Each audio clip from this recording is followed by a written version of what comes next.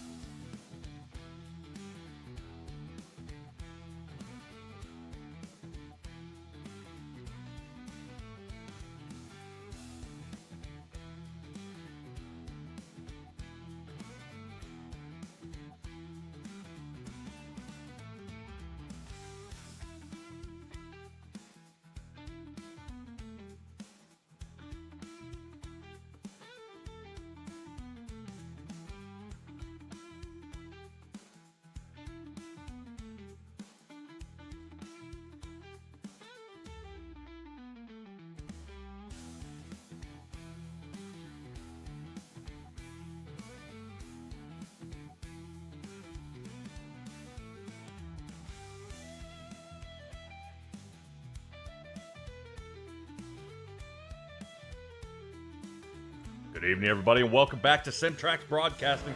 We arrive here tonight at Charlotte Motor Speedway for the Season 14 finale. What an interesting race this is going to be as the four drivers who will we crown champion here tonight. Big moves by a lot of guys out there, a lot of practice throughout the week, a lot of tussling with this next-gen car, and these guys have really been battling one thing in their mind, and it's not the tires, honestly. It's going to be that fuel mileage, and it's going to play tricks on them tonight. Drivers side by side, and a big surprise that we're going to have for you guys tonight. And one of them, go ahead and note, is how many people I've got hanging out with me here tonight. So let's go ahead and take a look at what our race will consist of a little bit here tonight for the Matco Tools 225 Bandit Racing League Season 14 finale. 154 laps is what we're going to be running here tonight as qualifying is underway. Stage break will be at lap 54. Of course, that's 70% fuel limit. You guys know that we have 3 sets of tires down the pit, and they have 1 mulligan out there for a faster pair. All right, I'll be your lead producer tonight. I will have the 78 of Marshall Crocker. We'll have the number 2 of Nick Nickerson a little bit later tonight. The 00 Oxygen machine out there for Jackson Knock, and pit reporter tonight will be Stellar Stella. Appreciate you guys joining me here tonight as our race control. Dalton Kilroe, Nicole Krazel, and Bradley Shin are going to be all out there watching the track to make sure everybody is doing exactly what they need to. So 78 degrees out there on the track. Hardly any wind. I did notice a little bit of humidity, but we're not going to really sweat that too much.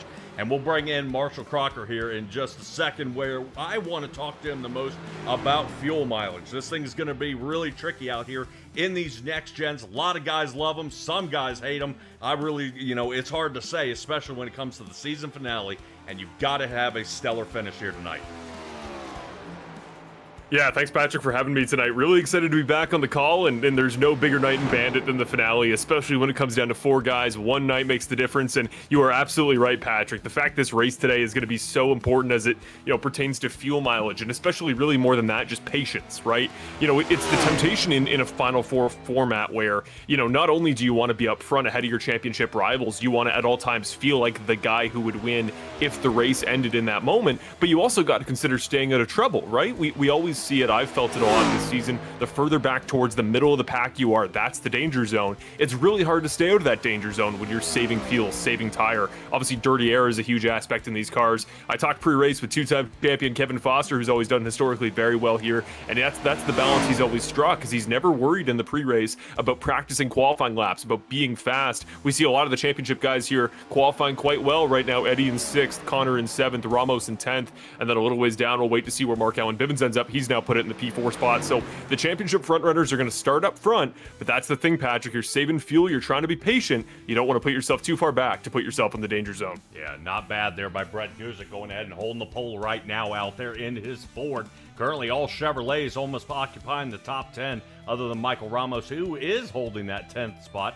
And Kevin Foster, bam, goes in and slams his Ford into the 4th spot. Not bad. Now, you enjoyed the next-gen cars out there, but somebody who didn't was the 00 out there of Jackson Knock. I guarantee you he would slam his head off the steering wheel because he can't stand that car. Jackson, we come here to Charlotte. That tunnel turn is going to be pretty tough coming out of 4. Out of 4, it's going to be real tight. These cars like to get loose on new tires, but they get real tight towards the end of the run, and I expect to see long runs. Championship night, people are usually a little bit more level-headed because most of them are not in the championship. Remember, only 4 cars have a chance of winning the championship. So usually it's only those 4 cars that really take the cake for getting a little aggressive, and everyone should usually stay back, but we don't always see that. But either way, Charlotte, we usually see long runs. 1.5 miles in the Bandit Racing League are usually fairly tame until the end. So I expect to see some long runs, some cars hitting the wall at a turn 4. And I think we're going to have fun tonight. All right, I'm still showing 6 drivers still required to see if they can get out there on the track, and we'll definitely hold our breath to see what that is going to turn out to be. Matt Crockett, just unable to pass the line there for his final. Oh no! For his final lap. So 18th spot for him is where he's going to be starting. Congratulations to Brett Guzik. Awesome job here tonight, as he did a heck of a job giving that a solid run there for the qualifying tonight. All right, we're taking a look out there in the chat where Kelly Queel, Jay is even joining us, the Mechanic 87, Missy, and I even see Stella Strawberry out there. Now, speaking of Stella, talk to me a little bit about down there in pits. When we get guys down there on the track, how nervous are the pit crews, and what are, what is kind of amongst the teams like BC Sim Sport or GFR? What is their game plan here tonight? Well, the game plan is going to be to try to stay clean because tonight they've only got one fast repair. So they will have one little mulligan that they can get away with. But other than that, they'll probably be slapped around pretty good by their body man if they come in again. All right, well, we're hoping the best that does not end up being the case. I do want to see if we can grab a hold of one of our drivers out there who unfortunately did not make the last shot there, and I'm going to kind of see if we can squeeze him in here. I'm looking for the number 94 out there of Ethan Sikorsky. Ethan Sikorsky, you got a copy on me there, buddy? Yes. All right, man, dude. Awesome run here in the playoffs. Unfortunately, we didn't make the Final Four. Talk to me about kind of your team's, kind of mindset, man, when we come into this after being, unfortunately, freshly eliminated. Yeah, right now the mindset is just help Eddie as much as possible. So. All right, man. I hate to hear that, but we do have some good news for you, and we're probably going to leak it out just a little bit here. You have actually been selected here by this Bandit Racing League to receive the most improved driver this year. Boy, and I've got to admit, even from our angle here in the booth, we look down and we see you've been racing out there. Man, you have almost turned your entire racing career around. And I'm not poking any fun, but that Crunchyroll machine, man, you were back 15 here when I first came here. I'm not sure, Marshall, when you were here. But Ethan Sikorsky, you have moved up. I can almost guarantee a top 10 finish out of you every night. Yeah, no, it just took a lot of practice, a lot of guidance from everybody else, and a lot of mistakes. But I appreciate everybody for acknowledging that, and thank you for letting me be part of this league. All right, Ethan Sikorsky, man, I've got to admit, there's a lot of things happening out there on track. How is everybody else feeling out there? I mean, we kind of have a little bit from the pit crews. What is your team doing? And, does anybody else have the nervous shakes out there? I think there's going to be a lot of nervousness. I know Eddie's a little nervous, but we're going to do the best we can, and hopefully just everything falls into place. All right, Ethan Sikorsky, congratulations on coming away with the most improved driver this season. I believe, if I'm not mistaken, I've even got an image here of the belt that you will be receiving, and I demand a picture after this. I want to see you wearing it. All right. That'd be awesome. Well, There we go. All right, Ethan Sikorsky, let's kick him out of here. Oh, my gosh, yeah, because I want to make sure this stays PG. Something tells me he had something else. He's like, yeah, I'm going to get a wrestling belt on and start body slamming things. So I better be careful. All right.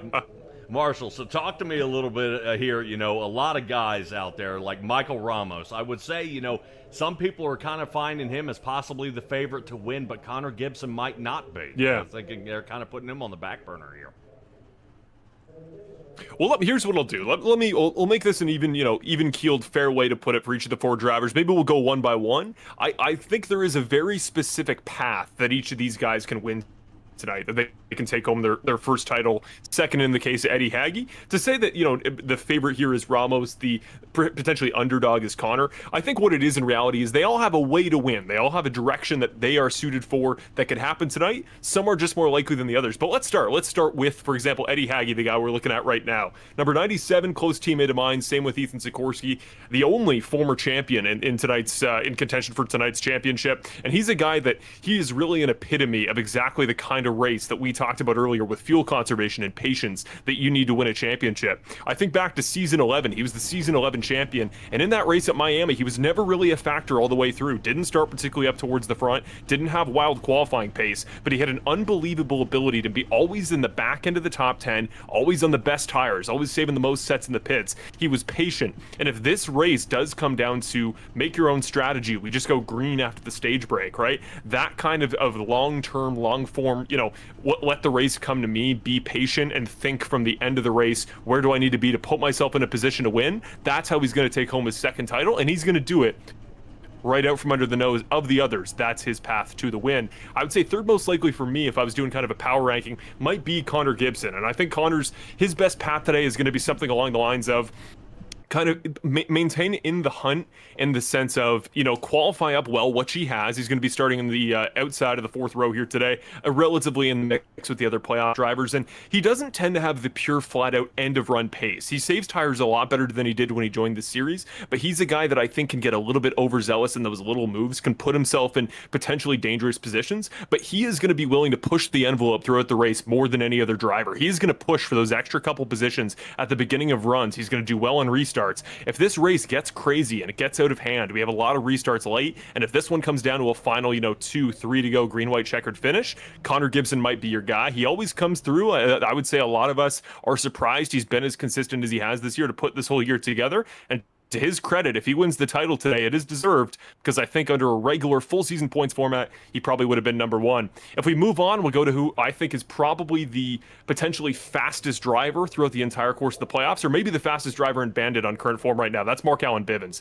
I got a chance to talk to him pre-race just a few moments ago. He is buzzing tonight. He is a guy that he's coming in with a lot of confidence. I believe he's got 3 or 4 wins in the season, and a lot of them have come in quick succession the last few weeks. And to Mark-Allen's, to his credit, he can win anywhere in any kind of race, right? He won at Texas, he won at Vegas, he picked up a win at Richmond, and he was nowhere into the final restart. And about 10 laps, he goes from 9th to 1st, picks up that win. Texas, he led almost start to finish. I think he led over 100 laps, and that was a mile and a half, very similar to this. So he's a guy that he qualified, the best of the 4 playoff contenders. He's going to start in that 5th row. If he gets a good start, he can control that dirty air. If Mark-Allen wins tonight, his path is a boring race that he dominates. So keep an eye on him. He's one that, well, it's going to be favorable for the other playoff contenders that we have those other non-playoff guys ahead of him to keep him in check, because if he gets to the front, Bivens might check out. And number one, my pick, I'll be very frank, I think my pick for tonight, Michael Ramos, driver of the number 27 car. He is absolutely lights out at the mile and a half, particularly Charlotte.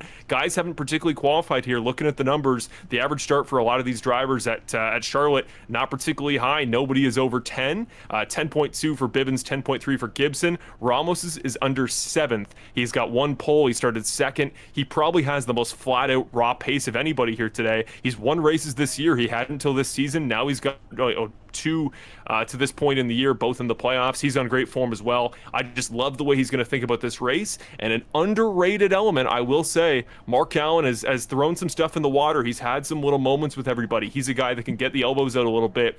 I think there's going to be some general sentiment potentially among kind of the Bandit veterans. Some guys, if you see Michael Ramos on the track, he might get a little bit more room in spots here and there because he's a veteran, because he races patiently. I think him and Bivens are going to come into tonight with very similar pace. It's just going to come down to their decision making to see who brings it home. For my money, give me the 27, but you can make a case or a path to the victory for everybody in tonight's race. Yeah, I couldn't agree with you more. If the 76 Chevrolet can break away and get out front, it's going to be a whole lot of follow the leader at that point. Mark-Allen Bivens, as soon as he gets that lead out in that clean air, he just can't seem to be beaten out there. If Michael Ramos gets in any sort of trouble, like the Benjamin Lacey out here, or the Kevin Foster that we've seen over the past 2 seasons, I mean, that could just absolutely make or break a guy's race here tonight, and just may or may not be able to recover. I don't know if a faster pair and then being able to come from behind. I think we even saw Mark-Allen Bivens started a race 2 laps behind and was able to win the race because of the sheer amount of cautions that we had collected. Created a lot of animosity out there between the drivers, guys that hated seeing, that somehow this guy came from behind and was able to get the win, but still was able to stick it out and came away with exactly what he was looking for, which was almost a push into the next round, which just seemed to be a beautiful start to his playoff career and just continue to roll. So it is really impressive to see with some of these drivers, even from the Young Guns crew, coming out here and being able to put down the times that they do. Ones like Mason Flagar out there is doing an awesome job. Is another one I like to kind of pinpoint out there is the 72 Chevrolet. He's able to kind of kind of put his car right where he wants it, but just can't seem to break past that top 5 as a finish. So extremely tough out there. John Osborne, this will be the first time I've personally seen John Osborne not making the playoffs here. So this is going to be pretty tough, and we'll hopefully see how that goes. So as warm-up is coming to a completion here at the end, I do want to grab a hold of the Bill Harkins in the number 11 machine, who will be out there competing tonight. Bill, give me the news, buddy. What's going on out there? Well, unfortunately, I won't be competing because my parts never came from Moza, so I'm broke. But what I would like to do is give everybody an update. Last broadcast, some people asked, hey, what's going on? Or, when's the next league start? So on and so forth. So I have a statement I'd like to read to you guys. After 14 official seasons over the past 7 years and a lifetime in racing for myself that began in 1982 with my first figure 8 car, it's finally time for me to hang up the virtual helmet. Racing has been in my blood for over 40 years, and Bandit Racing League has been one of the most rewarding chapters of that journey. To every current and former member of this league, thank you. Thank you for taking time out of our lives to race with us, to show up week in, week out, to help create something truly special. There's a few people that I do need to thank personally. Kevin Foster, there are no words or acts that could ever express what you've meant to me. You've been here since day one. You've served as an admin since day one. You've supported this league emotionally and financially through Perfect Shine, and in more ways than anyone will ever know. But more than all that, you've become one of my closest friends. I love you, brother. Nick Nickerson, your talent behind the wheel is unmatched. I will put you up against any iRacer in the world. Your multiple championships, countless wins and polls speak for themselves. You are the undisputed GOAT of Bandit Racing League. Your admin work, technical expertise, and graphic contributions have never gone unnoticed. Thank you for everything, Nick. Brett Guzik, from being a kid hanging around our Hooters Pro Cup races to finally earning that Bandit championship. What a journey. That title meant the world to me. Just to see you reach that mountaintop, your support as an admin, your willingness to help others has always stood out. You made me proud. Benjamin Lacey, damn dude, what can I say? You've been a rock of this league. Your leadership in class has never wavered, especially when you and Kevin stepped up to keep season 14 alive.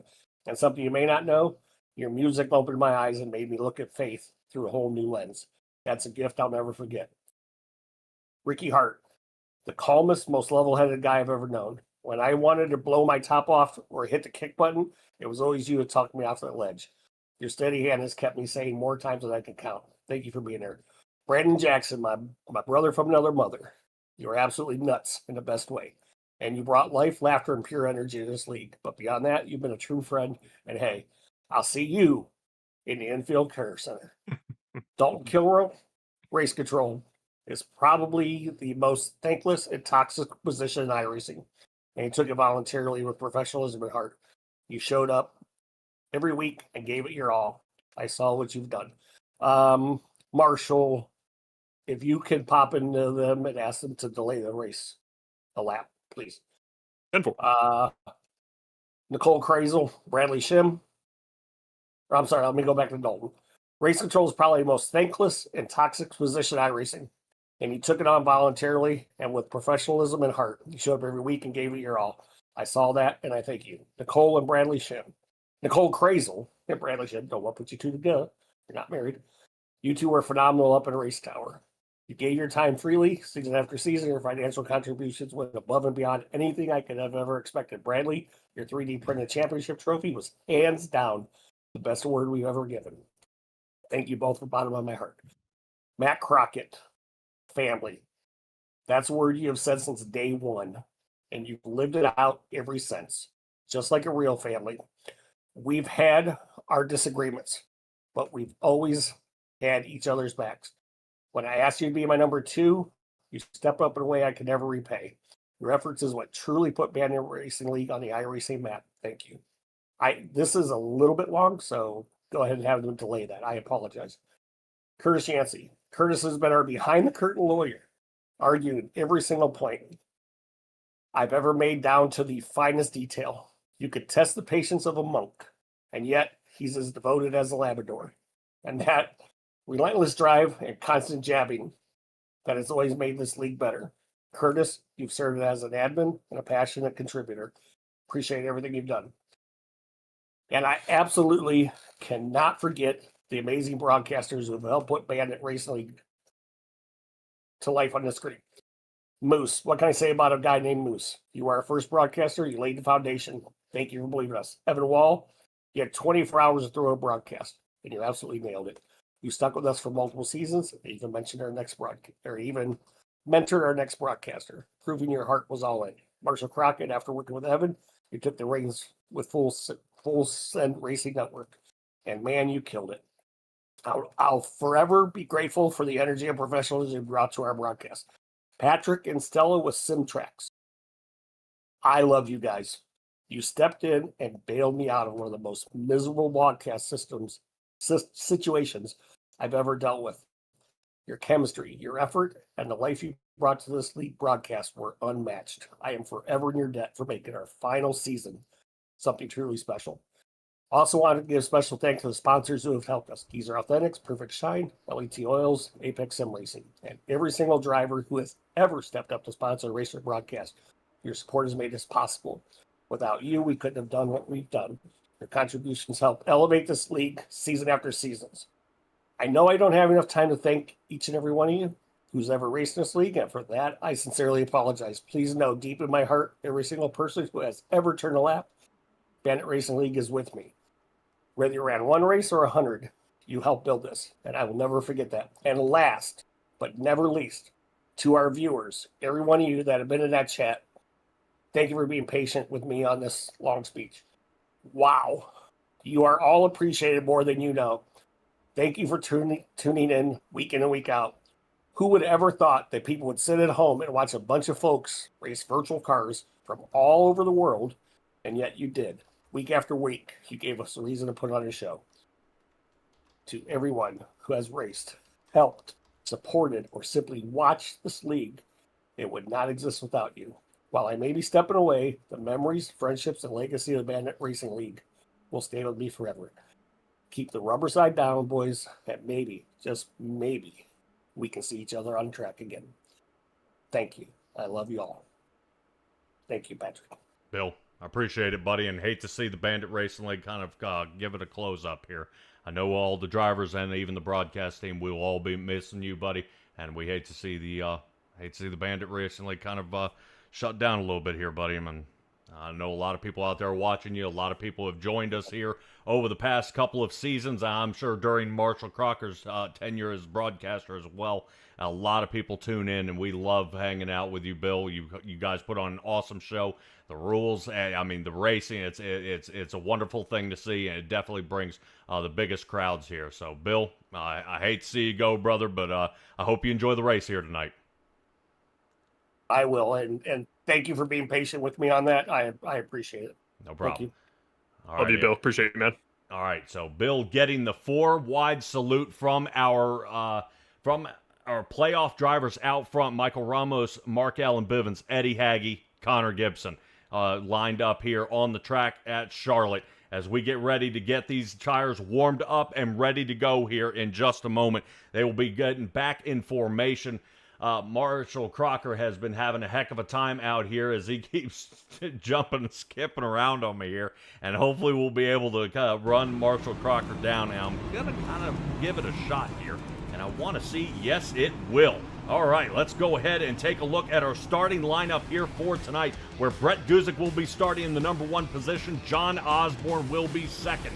Mason Flagar sits third next to Kevin Foster for row number 2. Mark Allen Bivens, our first playoff driver, will be starting 5th next to Jackson Mummer in 6th. Moving on to 7th, where we find Eddie Hagg and Connor Gibson starting side by side. Zach Michaelis will be 9th, and Zach Grindstetter will be in our 10th spot. Michael Ramos will be in 11th. Jackson Duke rounding out our top 12 and rolling on here from this mark. Go ahead, Marshall Crocker, take it from 13th on, brother.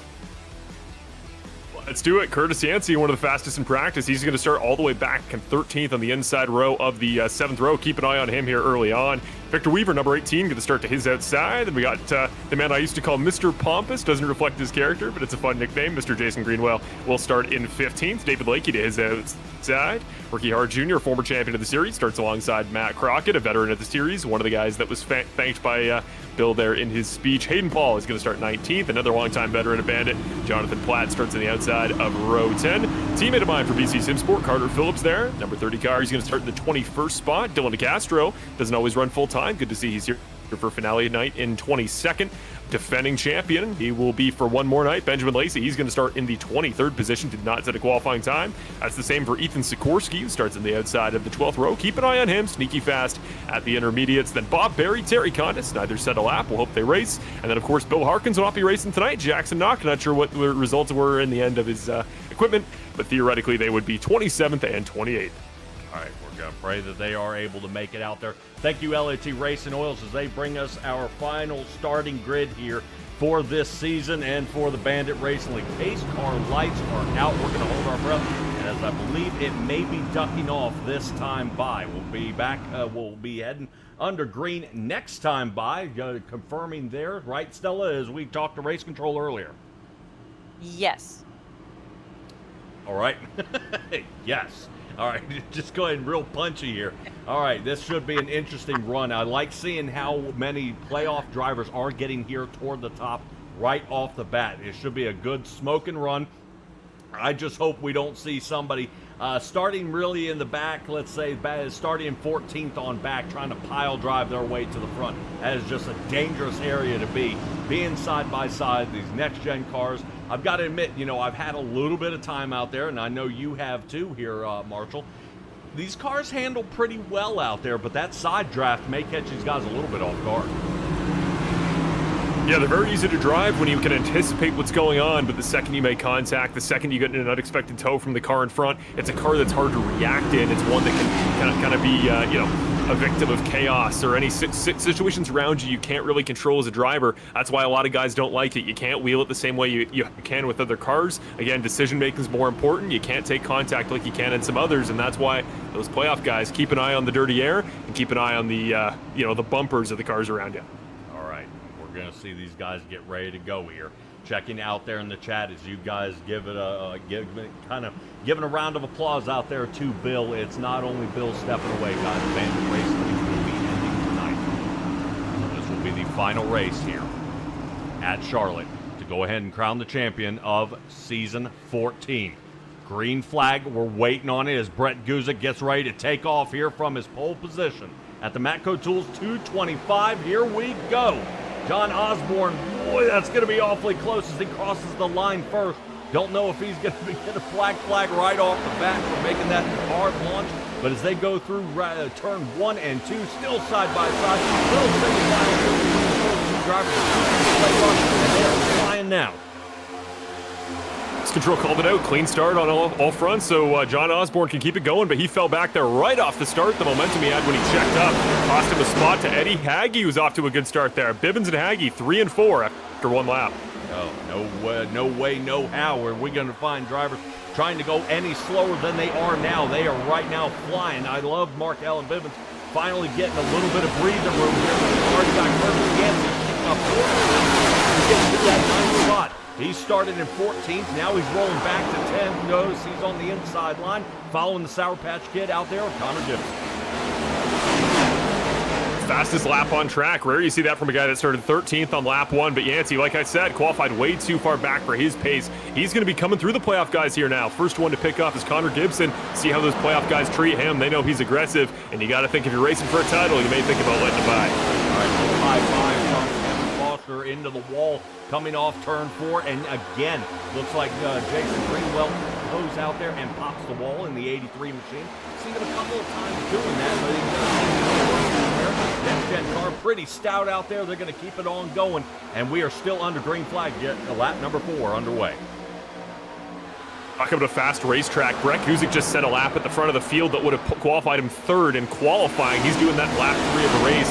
These tires starting to finally come up to temperature, and those front two, Guzik and Flagar, set and sail. Yep, right now, knocking down the fastest time here of the night so far is Curtis Yancey with a 29.35, that's 20 thousandths a second faster than Brett Guzik, our leader, and Curtis Yancey now up to 5th. Right now, this guy is on a roll here as we check his time. 29.50. That is still about a tenth or 2/10 faster than our leader. So Yancey not waiting at all. Wants to get up front, wants to be competitive, maybe his way to win and spoil it for everyone.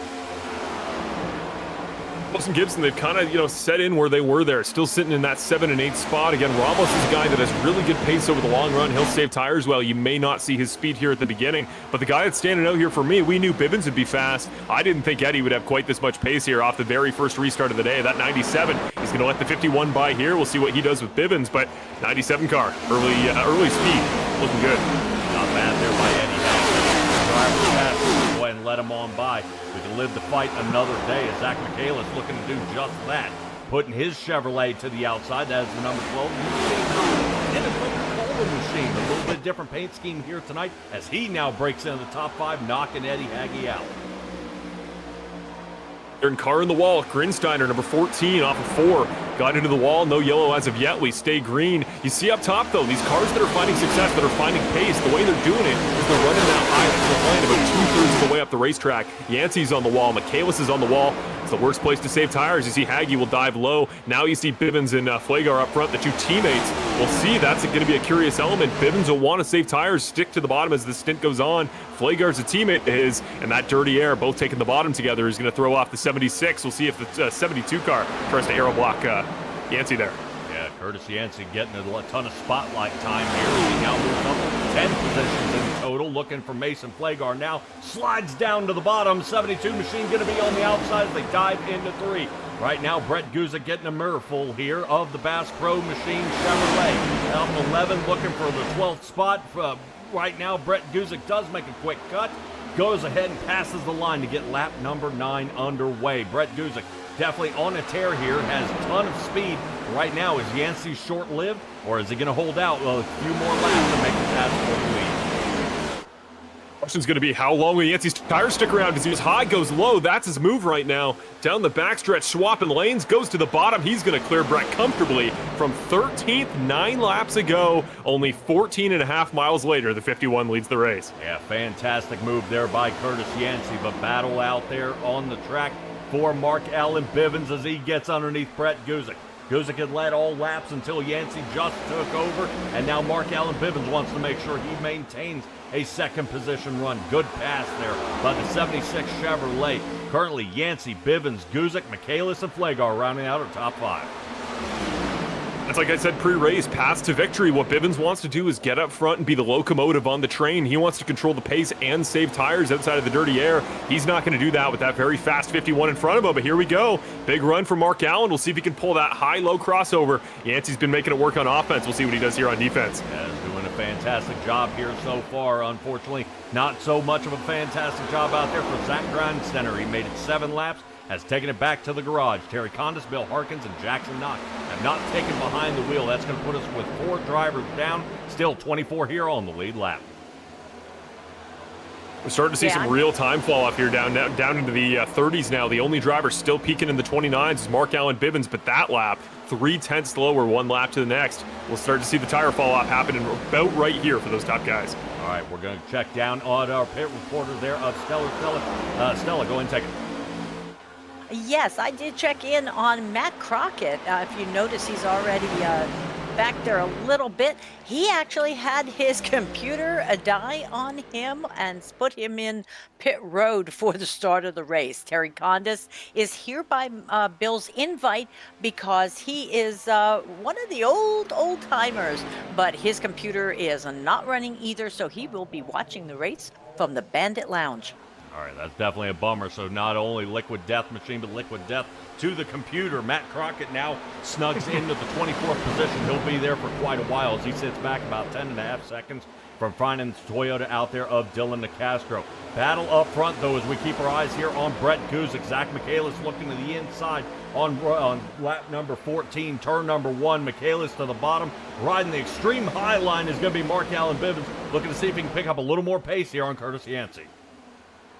Close battle there off of 4 that last time by for 6th. Haggy and Ramos, the 2 playoff guys there. Ramos had a Pistons width off the back end of Haggy when they came off the exit. Haggy kind of slid up in front of him to make the corner. Ramos almost clipped him. So these playoff guys, they're trying to stick right in that line. They're not going to give each other any free positions. So it's a balance. You're not going to see any aggressive passes, but you're also not going to see any lackluster defense. At least it would seem that way for the 97. Yeah, I really love being able to see right now that all 4 of our playoff drivers reside here in the top 10. Currently, John Osborne looking to make a quick little pass there on Kevin Foster. Foster out there in the number 8 Menard machine as he gives a little scrub to the wall as the Wrangler Ford he drives for GFR is going to continue seeing if he can charge forward and make something here of this race. But once again, we are back under fire here, under the 3rd position, which definitely seems to be the hot spot here of the night. Zach Michaelis, as he scrapes down there on the paint, goes ahead and makes a clear pass, knocking Brett Guzik out of a podium position. Down to 4th he goes. Call it bias for a fellow Canadian, but Zach Michaelis, one of the best pure talents here that runs in the Bandit Racing League frequently. He can put that race car on any line. He has confidence anywhere on the racetrack. You can tell that already. And you see, if he's going to go to the wall, he's going to go to the wall. He puts a hair's width to it on the high side, and he runs that white line. He stripes it perfectly on the low side. Brett Guzik, one of the veterans of this series, he was on pole for a reason. But if he's going to have to get by, he's going to have to do it on pure racecraft, because in the execution category, Michaelis is going to be one to beat. And we're talking about Canadians. We can roll back to the Sour Patch Kid of Connor Gibson. Only driver out here, other than David Lake, who hasn't moved a position yet. Holding tight on to 8th, enjoying that time. Yeah, not too close to the front, not too close to the back where the trouble normally starts. But right now, I'm wondering if Connor Gibson is just kind of waiting this one out, let the tires go ahead and seat themselves in, make it to the stage, and work himself from there. So is this going to be really Connor Gibson's play? Is this what he's aiming for, or are we looking to do just a little bit extra later on here in the race? So we are definitely got our eyes here on Connor Gibson, kind of giving a little bit of a hopscotch move there in front of Jackson Mummert. Mummert was taking a look underneath, but I believe Flagard now under fire, and Brett Guzik might be actually falling back to the 5th position. Right now, I don't know if Guzik's Ford is kind of holding back a little bit here at the early stages here of this race, but right now, the only way I see Brett Guzik going is backwards. This is the last thing those other 3 playoff guys want to see. They got a brick wall in front of them. 2 cars that seem to have burned their stuff up here a little bit. Flagar and the 04, they are creating a wall that Hagee just seemingly can't break through, and he's got Ramos and Gibson breathing right down his neck. That gap between 2nd of the playoff guys up to Bivens in the lead of the championship 4, now up to a 2.5 seconds. Yeah, Hagee going to see if he can stab it in here on turn number 1. Dives in underneath right of the Chevrolet of the 72 machine. 72 out to the outside, scrub to the wall. It looks like both him and Bivens have been having a little trouble, as Bivens had made contact with the wall not but a few laps ago. Currently, I'm wondering if the Young Guns crew is having a little bit of trouble with their next-gen cars out there. This thing's starting to loosen up on them as they've been trying very hard to hold on to position to stay up front. It's kind of one of the worst things about tire wear in this next-gen car. You feel the understeer first, which results in oversteer, because you're sitting there cranking the physical steering wheel. You're oversteering, trying to get the rears to turn the race car. That heats up the rears. It kills your tires even faster. Understeer turns into oversteer, and I think that's what we're seeing right now from Flagar, who's going to try it again on the 04. Really surprised. Brett, his line has looked good. I think he's just running that high wall a little bit too hard. That's where all of his tire wear is going. Boy, this is pretty tough here. 22 laps into this race.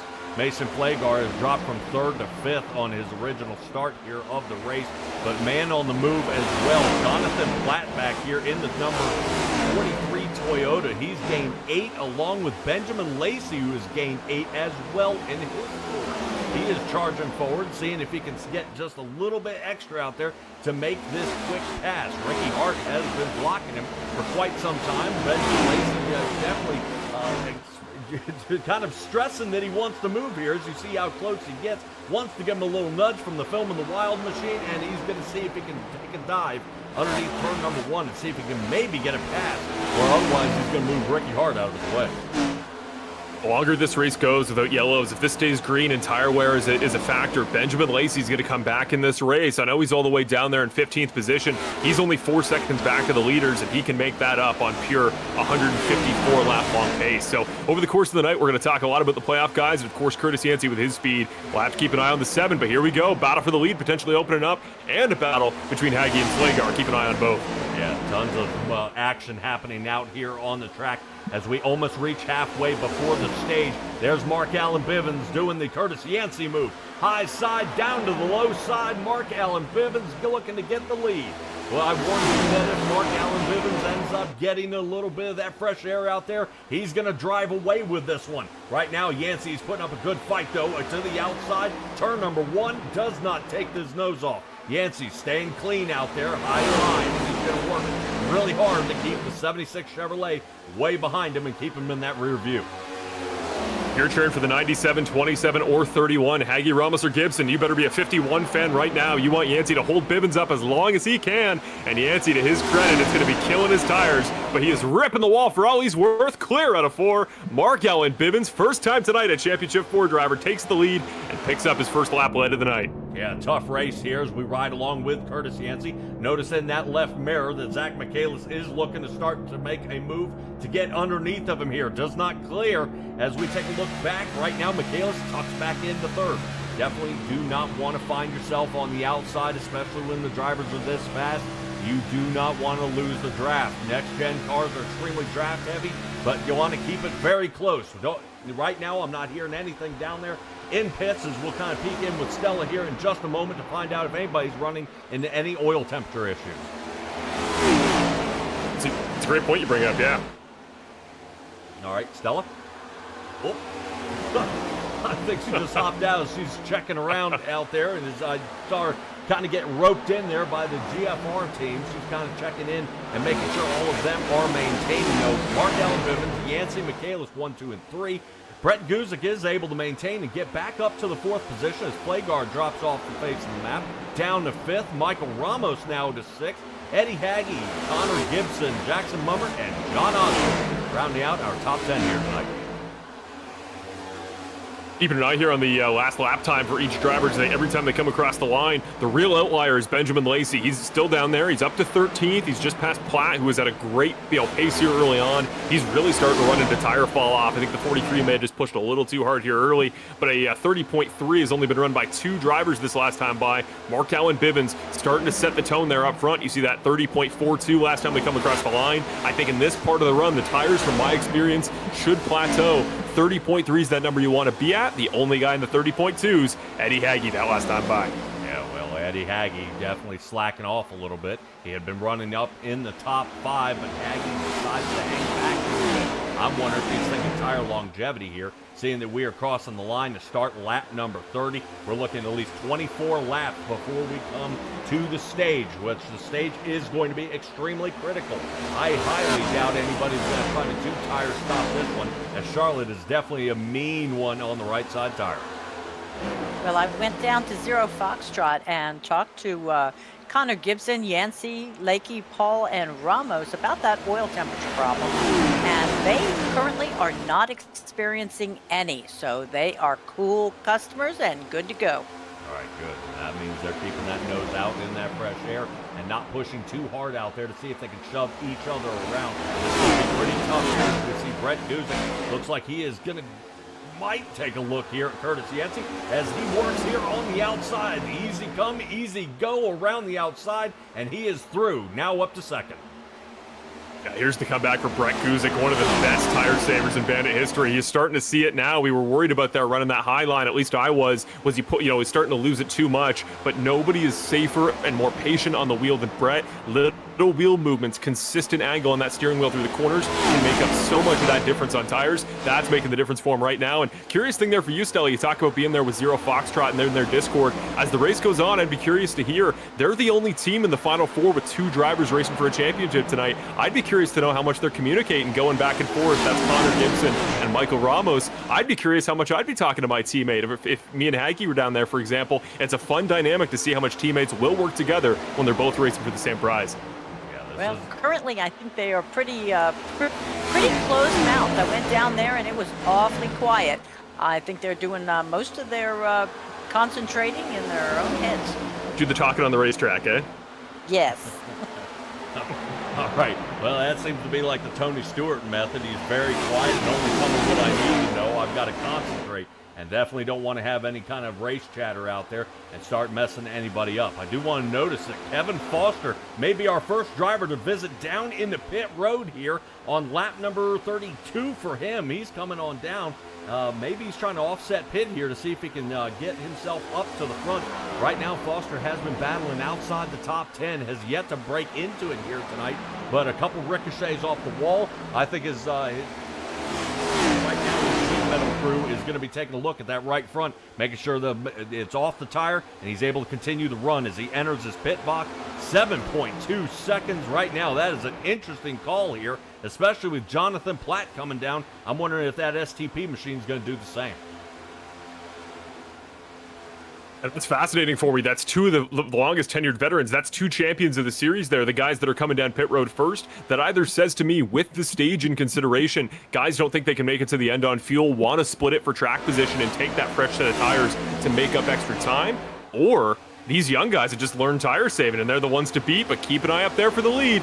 Guzik within 2/10 on Bivens. Yep, right now Guzik coming alive yet again, and he was slacking off just a bit to see if he can maintain and salvage those tires for a late stage run. Mark Allen Bivens might be in some trouble here as the 04 taking a look down to the bottom, and right now I think Mark Allen Bivens might be in some trouble here. Ramos and Haggy, they're starting to close up as this battle continues on. They're going to be back in play if Guzik's able to get in front. He is a teammate, don't forget, of Eddie Haggy, is Brett Guzik, so maybe that BC Simsport connection, he's trying to put a cap on the bottle. We talk about Mark Allen Bivens wants to be the locomotive. That's one of those mechanical derailers potentially behind him if he can get in front. Start arrow blocking the 76. Here he comes to the inside. Yeah, not bad. Right now, Mark Allen Bivens is going to be blocked there, not going to get it. Looking off the left front. Oh, quick little switch up here. And Mark Allen Bivens is going to be diving to the bottom. Switching back and forth. These two go across the line. I believe that's one's going to go to Guzik. Mark Allen Bivens reattacks. Might ride up a little higher into the turn and offset Brett Guzik. Get him a little out of shape. High line for Guzik. Move was impressive, that slide on the inside into 3, but even more impressive is that camera switch in there, Patrick. That was sick, seeing the view all the way around the car as they headed around, and Bivens, he held him off for one corner. At least he's prioritizing his runs. Keep an eye, though. Michael Ramos, 3 spots in the last 5 laps. That 27 might be in the battle for the lead before you know it. Yeah, we see Ramos right now out just on the outskirts of our screen as we take a look at these two still continuing to battle. It looks like they may have slowed down a little bit. Bivens' car bottoms out just a hair, going through turn number 1 as we see the sparks fly off. That seems to be everything is A-OK, but Mason Flagar ricochets off the wall. Right now, I guarantee a 97 machine that is not what he wants to see. Might end up 3 wide here through 3 and 4. Yes, they are. Here we go. Eddie Haggy watching it bang off the wall currently. I guarantee Eddie Haggy, man, he's ready to reach out and grab a hold of him as he's not happy with that. Mark Allen Bivens back on the fight as Brett Guzik battling for the lead yet again. Yeah, I went down to the pits. We had 2 drivers from GFR come down, Kevin Foster and Jonathan Platt. They have the little method to their madness, and that is just a splash and go to get them straight through to the stage.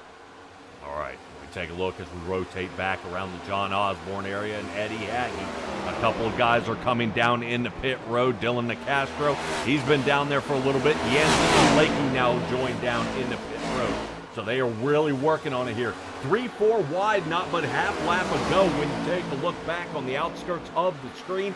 Camera view here where we see Eddie Haggy taking another look at the 72. Might be a little safer than Zach Michaelis has popped out of there. And the battle for the lead continues. Boy, I just don't know if these two are going to quit it here tonight. They've been really working hard on each other, but it's impressive that the tires are still holding out. The guy that loves to see it is still Ramos. He's the fastest car on the racetrack by 1.5 tenths here. The only exception, last time by, Zach Michaelis ran a 30.4, which for where we are in the stint is absolutely absurd. I'm hearing the leaders start to come down, though. Yancey, that last time by, called it out. He's come down pit road, so is Lakey and Paul. Keep an eye. Which one of these playoff drivers is the first one to take the trip down pit road for service? All right, Margot out there is rooting on Haggy, hoping Haggy can come into play. Right now, he's still down there in 7th, fighting with John Osborne, who's coming alive. Mark Allen Bivens and Brett Guzik still working on it. Michael Ramos trying to find a groove where he can make this pass. but as soon as he can break into this aerodynamic bubble, he should have the opportunity. But right now, all that wind is slamming straight to the nose of his Ford, and he is having a little bit of trouble trying to see if he can sneak by. Little stumble here by Brett Guzik into the outside wall. The tunnel turn comes up and gives him a nice little bite here at Charlotte. And you see Guzik still able to maintain the lead, but swings way wide is currently Mark Allen Bivens looking to attack continuously on the bottom. Margo and all the Eddie fans going to be happy. He just got by Mason Flagar finally for 6th. Stella?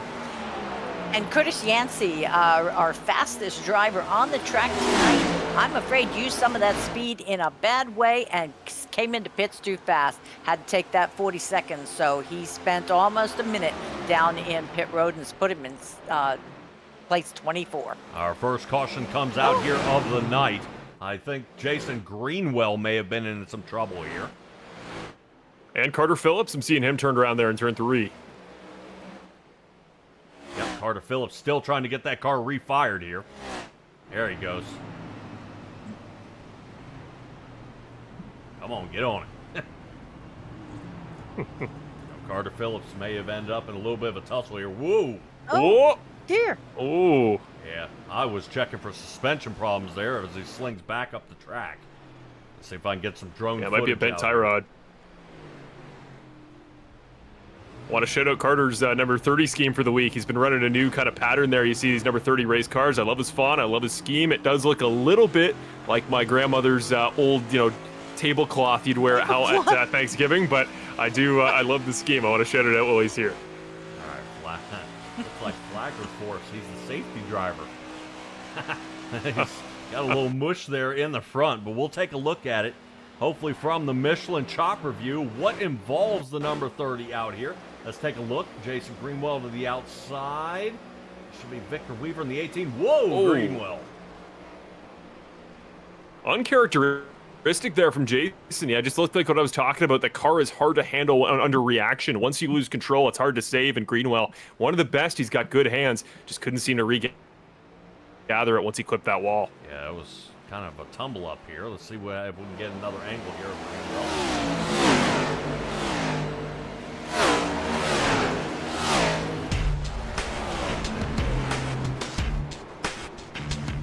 Oh, look at Jackson Duke just missing that. Holy cow. I was going to say, is that who that was? Oh my gosh. Huh. What a run there. All right, appreciate you. Here's where Stella makes the big bucks. Leaders coming down pit road. All right, Perfect Shine Auto Spa bringing you the caution replay here for tonight. This will be a good time for the guys to pit. Hopefully everybody else did not stay out. I would hope that all our lapped guys are able to stay on the lead lap. I'm currently showing Stella that right now Matt Kroc has been divvied out a black flag here. I don't know if he's got some trouble out there with his race car, if he's having to come down yet again, if there was some sort of a speeding penalty. Right now waiting for a couple of extra drivers, Victor Weaver, Jason Greenwell, all working their way out of pit road now. And it looks like Zach Michaelis may be possibly, when he pit on lap number 44, he might actually be obtaining the lead here. Kind of hold our breath. Yeah, it's going to be interesting to see how all these split strategies work out when people pitted there in the middle of the last stint. You are probably good enough with Charlotte about a 30-second lap to stay on the lead lap. A couple laps after you pit, you make up the time on tires, you get to the lead lap, and when this caution comes out and it flips it, you do come to the end, and you probably only have 10 lap or so old tires based on when everybody pitted. Yeah, I'm wondering just if there's an opportunity that we may see the entire field flip here. I know that the drivers the laps down should get the wave on by. That may put us with Michaelis, Osborne, Lacey, Bivens, and Guzik starting in our top 5 as we wait for them to kind of chug on around here, waiting for the pace car. As the next-gen cars, everybody seems to be in pretty good shape. I don't think Carter Phillips had to use his fast repair, but I believe he did to make sure that car is straight and on the right, as he's going to be starting from the back of the field here. Pretty rough run. I don't know if we'll see if Jason Greenwell end up with an EOL here toward the end of the line for the caused caution here. It does appear so, as he is way back, and the rest of the drivers are getting around, I believe. Yep, there's Eddie Hagge. Hagge now sitting 13th. This is an all too well familiar position that we've seen him in all season. And hopefully Eddie Hagge is able to get that Magathy machine up to the front. Matt Crockett, his woes continue, I'm afraid.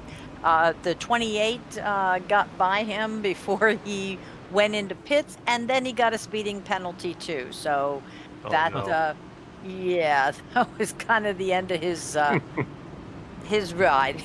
All right, well, I believe when you say end of his ride, that also means the 15 Liquid Death machine has taken him back to the garage. That'll be our second retiree here of the night that has taken a lap. So, kind of a rough ride here. Most drivers having to start toward the inside line as they start at the end of the longest line. Green flag back out to get the Matco tools.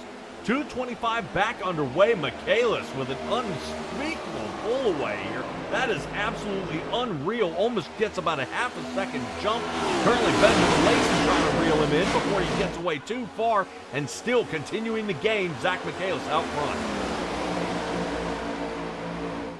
Yeah, what a start there by the entire inside line. It looked like John Osborne, who had pitted to flip the field, was just a little slow there on the outside line. He's a long run guy over a short run guy, and that outside line felt the brunt force of it a little bit there.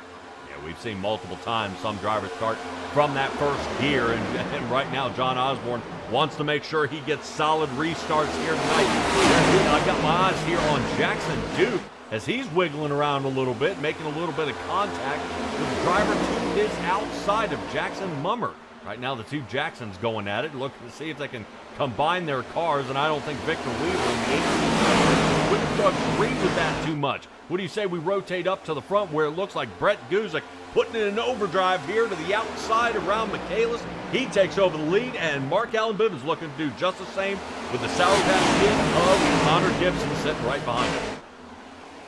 Yeah, a lot of that from race has control. to do with their pit strategy. Michaelis, I'm afraid, only took splash and go, as did Benjamin Lacey. Those three that just took the lead all took 4 tires to field. That's a great thing to know there, still. I was wondering, I was just about to say, Michaelis must have gotten loose or had an incident there on that lap. Brett passed him. He was half a second slower than the cars around him. That would explain why. Splash and go, even 10 laps of tires here at the start. That's the difference between qualifying tires and tires a second off the pace. Interesting run here as we are only looking at about a couple more laps, and they're going to cut it for stage. So right now, big move here for Bivens to stay in second. Right now, we're kind of rally capping for Ramos. Look at Ramos down on the bottom. Quick pass there to Michaelis. What a move there from Michael Ramos. He loves Charlotte. That's because he understands the corners. He knows the steering angle. He knows how much he can push under cars and what the tires will grip up for and let him make the moves for. But I got to say, Connor Gibson, undercover, underrated. Great time for the yellow to come out for him. He was down in 10th, didn't seem to have much pace. Nice pit cycle, goes to the front, and now he's putting the pressure on Bivens for that top spot among the playoff guys. All right, his Chevrolet still holding on tight. He's gained 5 from his original qualifying position here tonight. They cross the line to get lap number 54 underway. And Stella, right now, this is going to be definitely a battle to the finish, though, as I can't wait to see what these guys do. They've got to finish this lap before the caution comes out. Guzik driving away with this one, 9/10 of a second out front. Bivens, Gibson, Ramos, and Hagge looking way back there in 9th. So this is going to be rough for Hagge in his stage points here, as he is currently looking about almost 3 seconds off pace. Guzik going to take the stage. Not bad for Mark Allen Bivens to sit second, and Connor Gibson in third. Oh, it comes out. That will end the stage. Doesn't mean a lick of anything for him, but Brett Guzik, credit to him. Final stage of the year, maybe final stage of Bandit, that 04 car. He got better and better as that run went on, which is a crazy thing to say about a guy that was starting up front.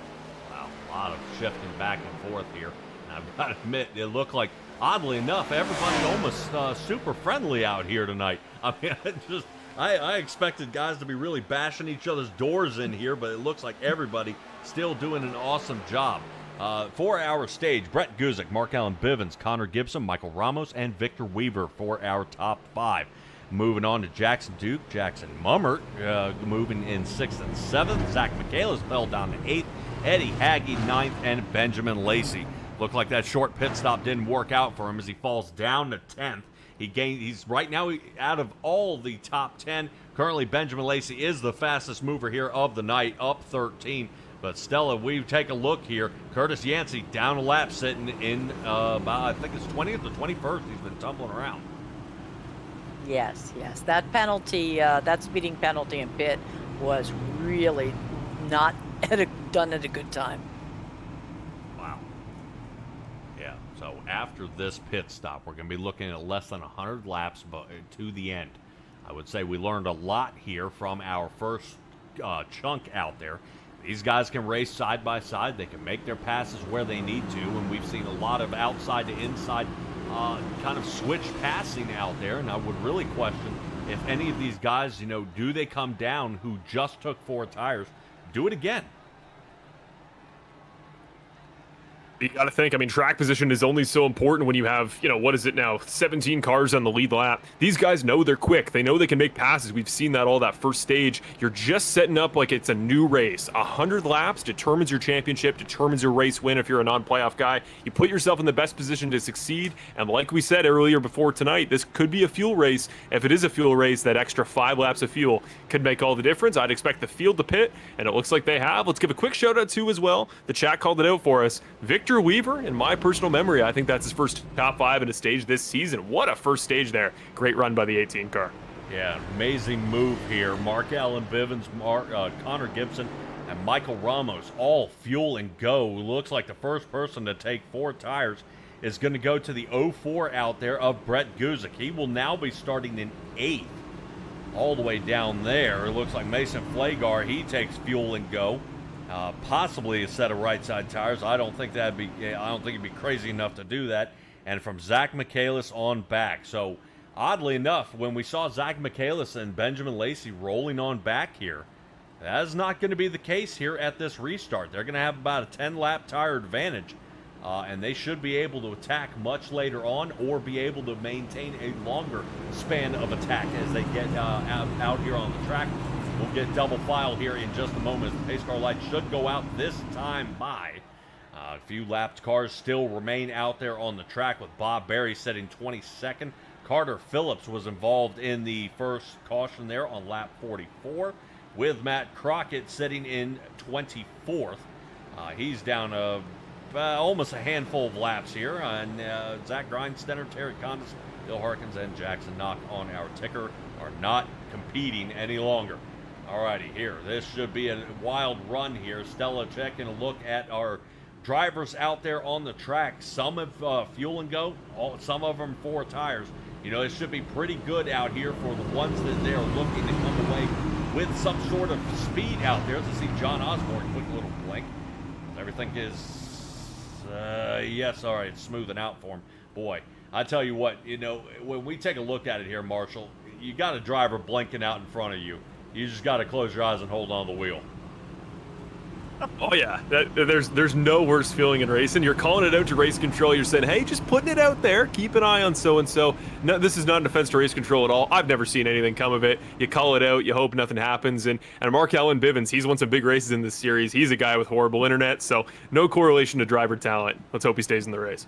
All right. Well, hopefully his McDonald's Wi-Fi can hold out here as Mark Allen Bivens and Connor Gibson will get to the start here. 2 playoff drivers side by side. Haggy has got a ton of work to do to get back to the front. 4 tires and fuel for him as he reemerges out of pit. Starting in 13th, his Chevrolet is going to be in the hot seat. Here we go. Mark Allen Bivens, Connor Gibson. Here we go, hopefully for the final time here. We are back under green flag to get the Matco Tools 225 back underway. Mark Allen Bivens, huge jump here. Half a second out in front of Connor Gibson and Jackson Duke. Remember, we've got drivers in the back 10 have fresh tires. The guys in the front 10 do not. Ooh, shot to the wall here by Victor Weaver.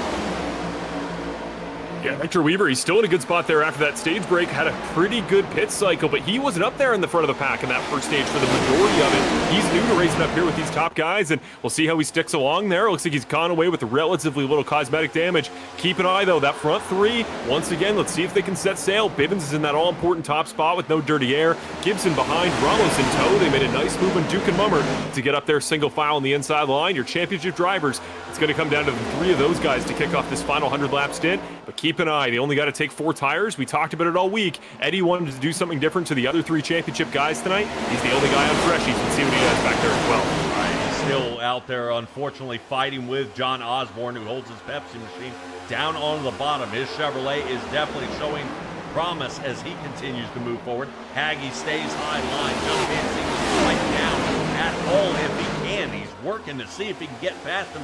Haggy off the wall. Right now, Haggy does make the pass, though, so he sacrifices a little bit of sheet metal to make the pass. Now Haggy working past Benjamin Lacey. That's now up to 11. He's still got 10 more to go if he wants to find his coveted position as we get lap 62 underway.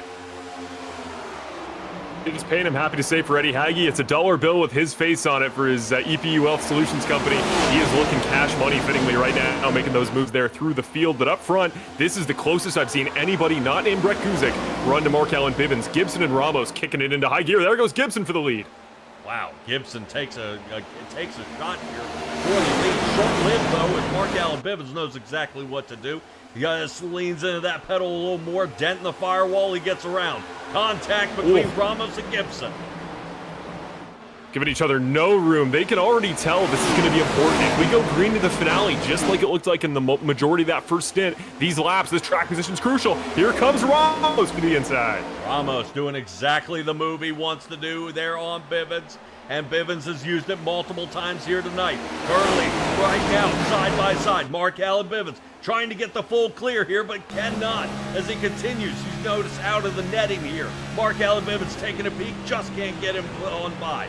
The 27 Fanatec machine takes a look to the inside again, and now is getting almost clear, takes the nose off, and makes it. Currently still holding on. Markel and Bivens takes a look down to the bottom. Ramos is going to be under fire here, and currently Bivens regains the lead. I'll tell you right now, if I could be any car right now in that top three, I want to be Connor Gibson. Get out of the line, save your tires, no dirty air. They're going to burn each other up, and you're not going to lose them if you can stay in that slipstream. I like where Connor Gibson is right now. He's just got to be mature and patient, and this will work out for him. Ramos and Bivens, one of those guys got to get each other. It's going to mess both their races. I know, well, I'm taking a look out there in the chat, and Margot is rooting on Eddie Haggy. You're talking about mature and patient Eddie Haggy. I don't know which one he is or isn't here. Eddie Haggy's now up to 9. This guy's got it to the floor here, and he is continuing to charge forward.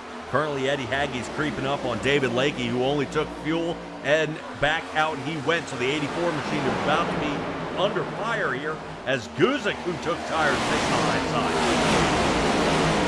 Yeah, Brett, it was very interesting. He was trying every line there in that first stint. Didn't seem to find a place he was happy, but we were talking about, like what I was saying, his smooth steering movements. He's going to save more tires in that high line than anybody else, and you'll notice there, Patrick, nobody in front of him every time he goes up there. Least dirty air of anybody in the field. Yep, and Eddie Haggy makes the move. Dives to the bottom and cuts David Lakey off. He was thinking about going to the bottom, and Haggy made the choice for him. Pushes the 84 to the top, and it looks like right now David Lakey is going to line up in front of Victor Weaver now. Down the backstretch, they go at over 180 miles an hour. They continue to turn up front under green. Not for the lead. Bivens back in front here, and he is blinking something crazy there. His internet, from the perspective of the drivers, that is going to be something to watch, and that is something that's going to cost him. Keep an eye. I see him out on my screen. I don't know about you, Patrick. He's coming back in and out. He's back for the moment, but keep an eye. Yeah, I was struggling to find him there. That's why we ended up stuck around the finish line. Mark Allen Bivens, horrible time to be blinking out. He's lost many races by by disconnect. Boy, this would hate to see it as the final race here at Bandit and the final race here at the season 14 finale to blink out. Right now, Mark Allen Bivens is ready to give a sidekick to, I believe, reading out there in the chat, Comcast. So right now, this connection not doing so well out there. Have to shut down a few of those back applications he's got running and try to get back to it. Stella, we've got a few people out there on the track who may have had trouble out there. Curtis Yancey sitting with 54 seconds down there in pit. Hopefully we got an answer for what's going on with 51 Chevrolet. Oh yeah, that's the speeding penalty that he had. He has not come in except for that one pit stop. So he is actually still running on lap 40 tires. There were 3 of them that didn't come down, and that was Hayden Paul, Dylan DeCastro, and of course Curtis Yancey. They're running on 39 and 40 old tires, so they are going to have to do something as far as coming in for pit soon if they don't want to continue to dangle in the back. Yep, we're in a battle for the lead still rages on. Bivens still holding on to it. Probably the toughest race he's had all year. But Marshall, take a look at Eddie Hagge up to 7. New tires, fastest car there in the top 10 that last time by, 30.195. Next car's in front, both of the 2 leaders, 30.368 exactly. Want to give credit here as he continues to push through the field. Finally, no dirty air in front of him for the first time on this stint. Jackson Mummer, one of these things is not like the other non-playoff driver there keeping up. And Zach Michaelis, we saw early on there, he's got pace. Eddie Hagge, he's had some good passes on some good drivers so far. Duke, Guzik, Osborne, the pace they're showing tonight, Michaelis might be the toughest pass he makes all race.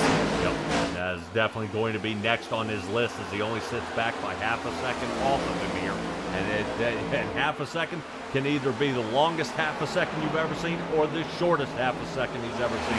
A little extra help here from Benjamin Lacey might do him some good as Lacey starts snugging up. See if he can help push this 97 up to the front for some success. But side by side here as Lakey's now doing some blinking, as currently Jonathan Platt, John Osborne, and Lakey sit here in this next car where just a complete mess out here. It looks like everybody still trying to file in single file, but no one wants to give up an inch. Kevin Foster right here to the outside of our screen. Here comes Mason Flagard looking at the inside. Yeah, See the pack really starting to move around as Mummer comes down. Yep, I was going to say Mummer is way off pace here.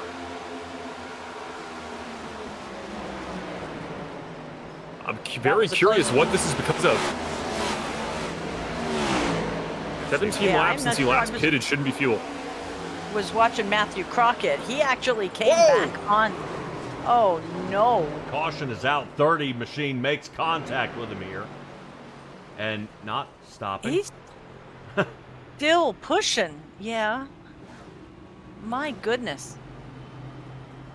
Yeah, that 52, I don't think ever either he's got a stuck gas pedal or was just kind of determined to keep going in the wrong direction. Well, we'll see. I want to see. It was when Jackson Mummer was fighting Michaelis here is what got Mummer off pace. In the apron. Eating up the rears, I bet. Yeah, just all that movement sliding on the apron. It kills the rear tires, gets them super hot. That car would have been undrivable for about a lap and a half. Oh, there's the contact with the 30. That's how they get it again. 30 off the wall. Ooh, and then catches him. And into him.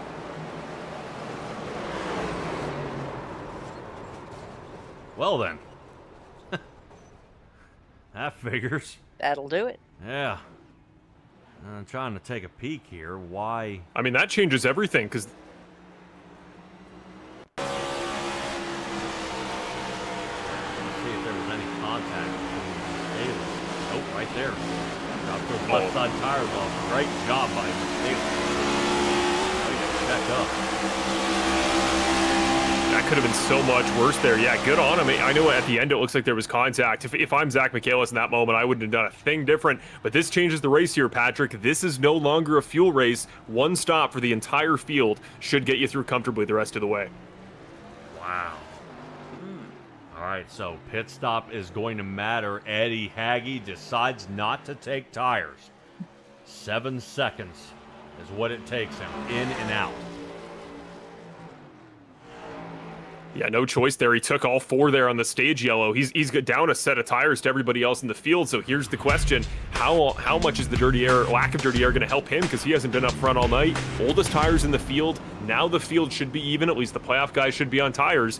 Everybody's going to need to pit once for a new set of rubber. The question is, it's about an 80-lap race now. Throw the rest of what's happened out. Everybody's equal on tires. 80 laps. When do you pit?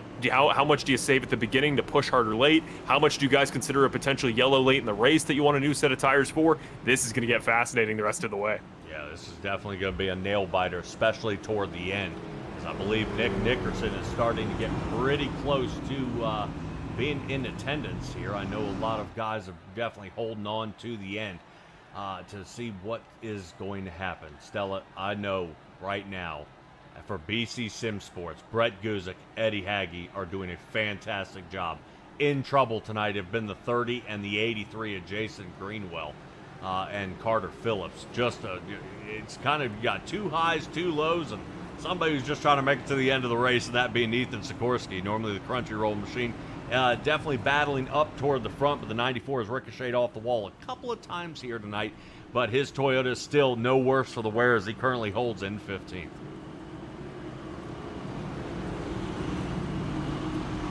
Right, taking a look for any offset hitting here. Our top three are the only ones to fuel and go.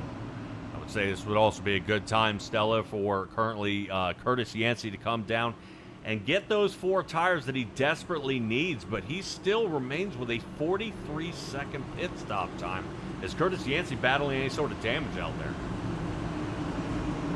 I'm going to have to go down. I was at the other end of pit road and catch up with Curtis Yancey and see if for some reason they gave him a different penalty, if we're just looking at damage repair. All right, yep. Go ahead and get back to us if you can, and we'll take a look at it. Eddie Hagge and Jonathan Platt will be starting side by side. This is an excellent return here for Jonathan Platt to come back and give this a run. Pace car lights are out, and I guarantee you, I'm not the only one who's excited. Marshall, what do you call this one, man? I call this chaos getting ready to happen. Green flag goes. Hagge, a good jump on old tires. That is going to be crucial for him. 97. He's got the 43 behind to play defense on defense. Don't forget, 2 of the veterans, 2 former champions, the old guys starting to take over up front. Platt and Foster both in the top 5. Excellent job there. Mark Allen Bivens starting to make his own lane on the high side. Kevin Foster starting to get a little bit of the mix. Foster, this is his highest position here of the night as he currently started in 4th and then fell out of the top 10 very quickly as he's been trying to hold on the best that he can. Mark Allen Bivens does make the full clear now, and currently Bivens with those 4 fresh tires here is going to look to put Eddie Hagge behind him in a hurry. Right now to the outside for Mark Allen Bivens. This should be a piece of cake. Round he goes. Yeah, if I'm Eddie, you let him go. You know you're not going to be able to race him on pure pace right now. Checking down there in pit road. Stella, Curtis Yancey. Yeah, just had some damage to repair. No speeding this time. Excellent. So 4 tires and fuel for Curtis Yancey. He'll get back out there. Yancey doing his normal. He's already battled himself up to 15, 16. Continuing to go up as we are 3 wide here up toward the front. Currently as Platt caught dead center here of this mess as Michaelis is on the outside. Foster was down to the bottom. And who comes out on top? Zach Michaelis. He's holding on to 4th as he's watching their top 3 playoff drivers sit right in front of him.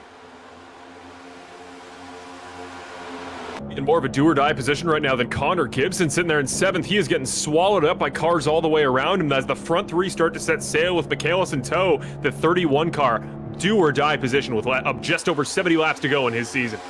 Boy, he has got to really come up with a plan here, but to his inside sits Brett Guzik, unable to get on through. He's thinking about setting it 3 wide, but that might not be that good. Our best idea, good lord. They're already smashing each other. Brett Guzik going around. Brett Guzik and Brett Guzik, one of the fastest the field goes around. Victor Weaver on the inside. Holy cow, did it collect some people. Victor Weaver tangled up. That's the field. Yeah, Dylan DeCastro, Ricky Hart. It was the most damage down there. And the number 12 Menard car. I think Bob Barry, was able to squeeze out of there. Whoa. Ricky Hart had to take a tow. All right, meatball flag being divvied out there to Ricky Hart and to Kevin Foster. So I'm sure Kelly Queel not going to be too happy about that out there in the chat. As there was a definitely a mugging out there. Let's see if I can find exactly what happens to one of these drivers out here. I think it's Ricky Hart who I kind of want to hone in on here and see exactly what happened to him. I'm showing Victor Weaver went off track first. We'll We'll kind of hover over top of the 12. Yancey, okay. Brett Guzik, everybody tangling up. Victor Weaver, boom. Okay, so we'll kind of hang Watching around Dylan DeCastro's hitting that outside wall, I'm glad this is a sim. That looked like an absolute wallop that I'm glad didn't collect any more guys coming past him. That could have been nasty here. We hover around the Hayden Paul area as well. Here's a nudge. Coming back down the track is going to be the number 8 of Kevin Foster. Ricky Hart into the wall. Yeah, but Kevin Foster couldn't be blamed for coming down. He was watching 12 slide across the track sideways, so I think that was an avoidance issue. Holy cow. What did we get, about a dozen fellas in that one? My goodness. Yeah, minimum. Alrighty. Perfect Shine Auto Spot bringing you your caution replay here of the night. A few drivers are coming down into pit road. Brett Guzik, John Osborne, Jackson Duke, Kevin Foster, Jonathan Platt, Jackson Mummert, Hayden Paul, Dylan DeCastro coming on down. Looks like Carter Phillips gives a nice another little peek to make sure everything's good to go with his, and I believe heading to the garage is going to be the number 18 of Victor Weaver. We'll see if Ricky Hart is able to return. Hopefully he's still got a fast repair out there for that number 12 car. Currently should be riding out there in the 28, but no worse for the wear. Pace car lights are still on, and we are going to see the takeoff here back again for the Matco Tools 225. Guys, hang in there just a moment. We're going to get a shout out from our sponsors, and we will be right on back.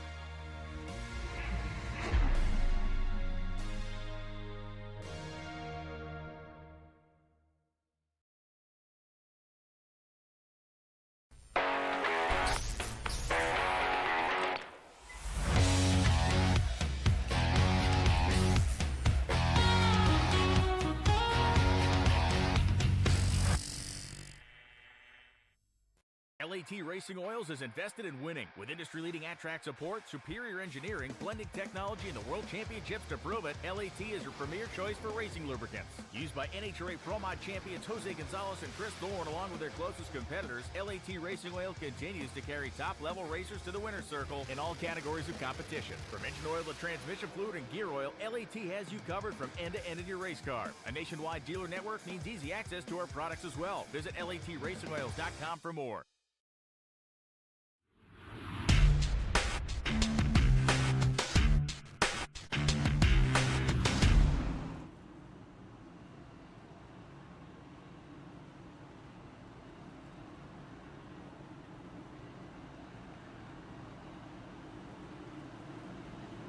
Appreciate you guys hanging out from our sponsors there. Lap number 85 coming to a conclusion as we come back from a huge pileup involving Victor Weaver, Ricky Hart, Hayden Paul, Dylan DeCastro, and a few other drivers as well. Don't forget also Kevin Foster was involved. We are getting ready to get back under green to get lap 86 underway.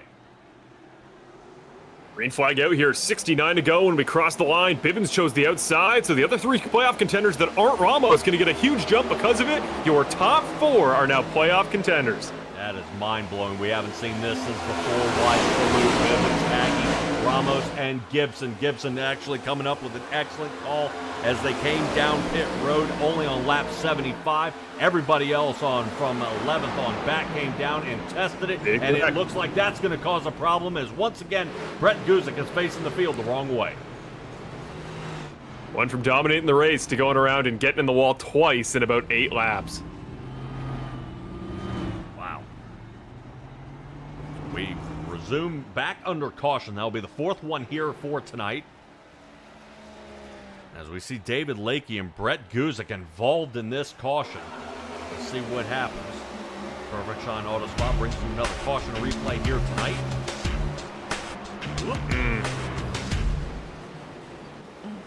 That's a really weird one. Yeah, Lakey kind of getting turned there. I want to kind of get just a little bit closer here and see if I can see what exactly happens to David Lakey. Looked like he was okay. Now, Lakey does have some blinking problems occasionally, so I don't know if there was, just a hair of a disconnect. Oh. Yep, no, it just came across the front nose of Jason Greenwell here, and Brett Guzik had no idea this was even coming.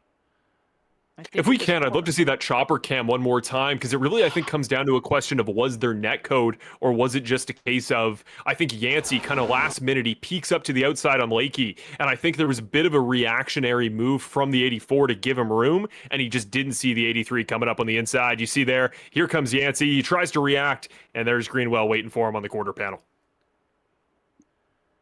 Yikes. Yeah, the worst part is the pileup continues here. The 23, the 54. I mean, so Dylan DeCastro just can't get out of these.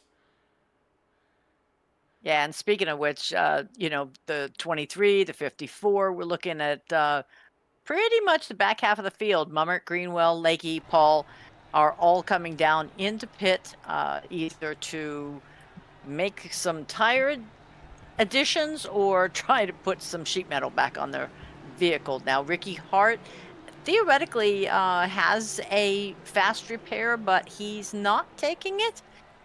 So he is already at 7 minutes in the pit and is probably also making a personal pit stop. All right, well, I hate seeing him throw in the towel so early into this race. Ricky Hart, very tough, especially out there on any of the concrete tracks this guy ends up at, especially Dover.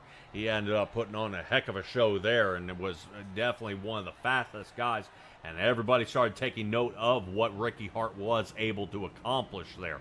Unfortunately, tonight will not be his night. Currently, he resides in the 22nd position. Brett Guzik dealt the meatball flag out here tonight, so he will not be allowed to leave pits until his car is good enough by the team down there and the race officials for him to return back to the track. Hayden Paul trying to squirt out of pit road now with Carter Phillips, and I believe currently Jackson Mummert, it's going to take even longer. He's going to try to hurry up out there now. Currently Mummert has to beat Mark Allen Bivens through, so he should get it to the end. And right now I know Marshall, man, you're getting sent to the back of the line anyway if you end up running that light. Oh. Yeah, no, I'm something of a terminal damage expert myself, the way my playoffs have gone. So I know what it's like to use that fast repair early, to know you're racing with the race on the line. Any incident can be the one that ends it. And for any of these guys that have been caught now in 2 wrecks, neither of them their fault, especially in the case of Brett there. He'll sometimes get himself in incidents where he's a little bit over aggressive, but he was just an innocent bystander, victim on the high side that time by. And he's got a lot of fan support out there. Last race of the season, potentially last race for a while. I'm most heartbroken for the 04 car and his fans. That's a rough way for a night that he was so quick to end for him. Yeah, a lot of people. Yeah, guess who I have run into down on pit road? Who I've did you run find? into one of our... I Hey. found number 2 of Nick Nickerson. What's going on? Oh, man, so you didn't play hooky, huh? All right. Oh, can you hear me? Yep, we hear you, We Nick. got you. We hear you, Oh, there buddy. we go. Okay. Well, it has definitely been a very, very busy race here tonight. A few cautions starting to come out back to back here. I'm thinking a little bit of different strategies down pit road, and all of our playoff drivers are currently sitting 1 through 4. Even during Phoenix, I don't see it this close. So what a track choice here, and these guys are going to get back under green and underway.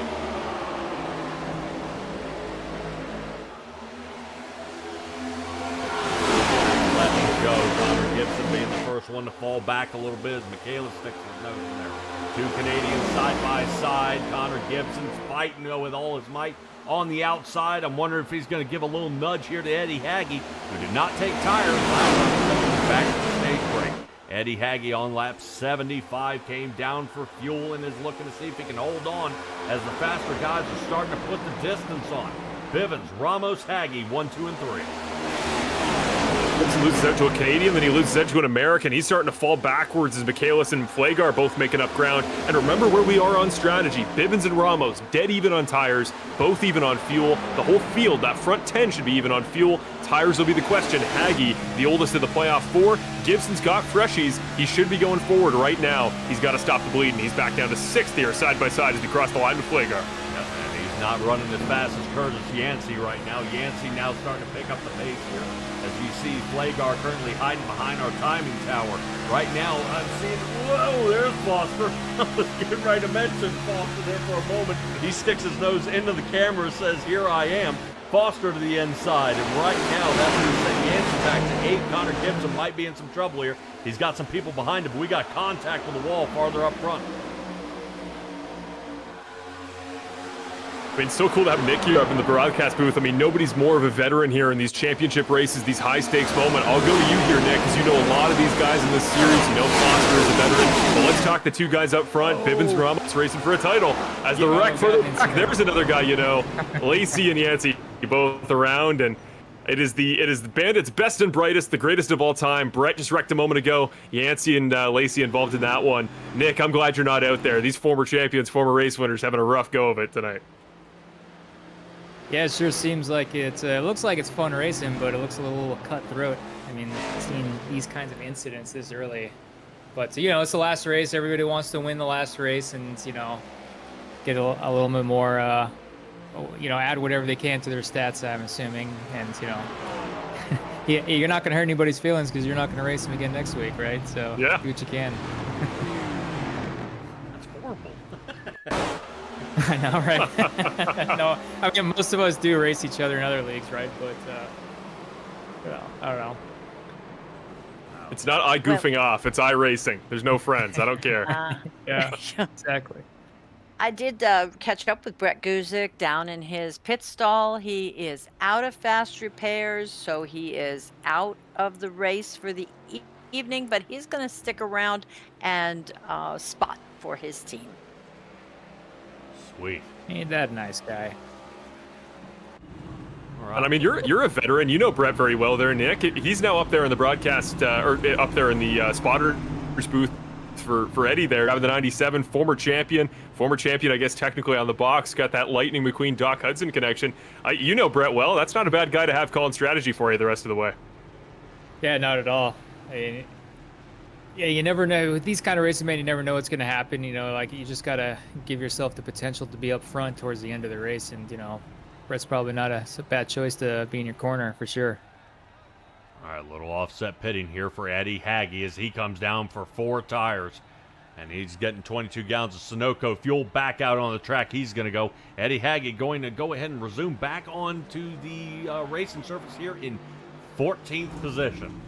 Knocking himself way back, though. I'm wondering if he overdrove those tires. That should be his second set here tonight. So Eddie Haggy now sitting back in the back chunk. Boy, this is going to be rough. Well, I said it to you pre-race there, Patrick. I talked to Eddie all week, and one of his big focuses was he just wanted to do something different. He wanted to offset the field. He wanted to have a path that was uniquely his to win the race. I'm curious for you, Nick, looking at the strategy here. He's got to go, I think it's 61 laps the rest of the way. That's the race distance. About 50 laps, 45 to 50, I think you can do here on a tank of fuel. That's probably his last set of tires. Likely doesn't have one in the pits, so he's got to be thinking, all right, I'm just going to go splash and go the rest of the way. But you think, Nick, if he had to do 30 laps on 15 lap older tires, and then they both pit for freshies, he and the other championship drivers, I think typically on these spots, you've been there before, you just want to be doing something unique to you, even if, for Eddie's sake, this might require a couple of yellows to get him the rest of the way. Yeah, you know, doing something unique is kind of a double-edged sword in situations like this, right? Like, you want to do something different, but you know, there's doing something different also could potentially put you completely out of contention. So that's the choice you got to make, right? Like, do you want to just like play it safe and at least know that you'll be around your competitors? Because he's only racing 3 other guys, right? He wants to win the race, but more importantly, he wants to beat the other 3 guys. Do you want to take the risk of, you know, something happening and then, you know, you get off some weird schedule? I don't know. That's yeah, I'm glad I'm not having to deal with that right now.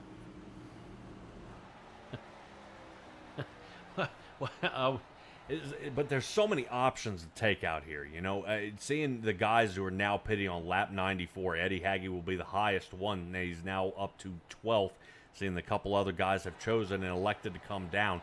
You know, how much of an advantage, you know, with him running, let's look, just shy of, I think, 20 laps on these tires is he going to have? I mean, is he going to be able to lay it down, or is he going to have to wait for these tires to settle in, or is it, you know, there's a lot of factors that go in here just throwing on 4 tires.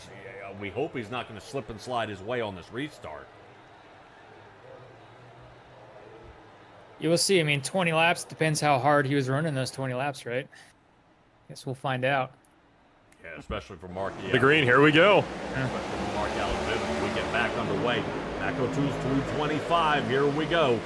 Mark Allen Bivens, Mason Flagar, and Michael Ramos as they wind it out through the top of 3rd gear, down into 4th, and now moving into 5th on the back stretch. Connor Gibson still remains in 6th as we see one more driver sneaking out of pit. And I believe that was Hayden Paul as we currently see them running it through. Jason Greenwell here in the hot seat as he's currently sitting down on the bottom with John Osborne. Mark Allen Bivens was not able to get the breakaway. Yeah, and Lakey's getting sideways.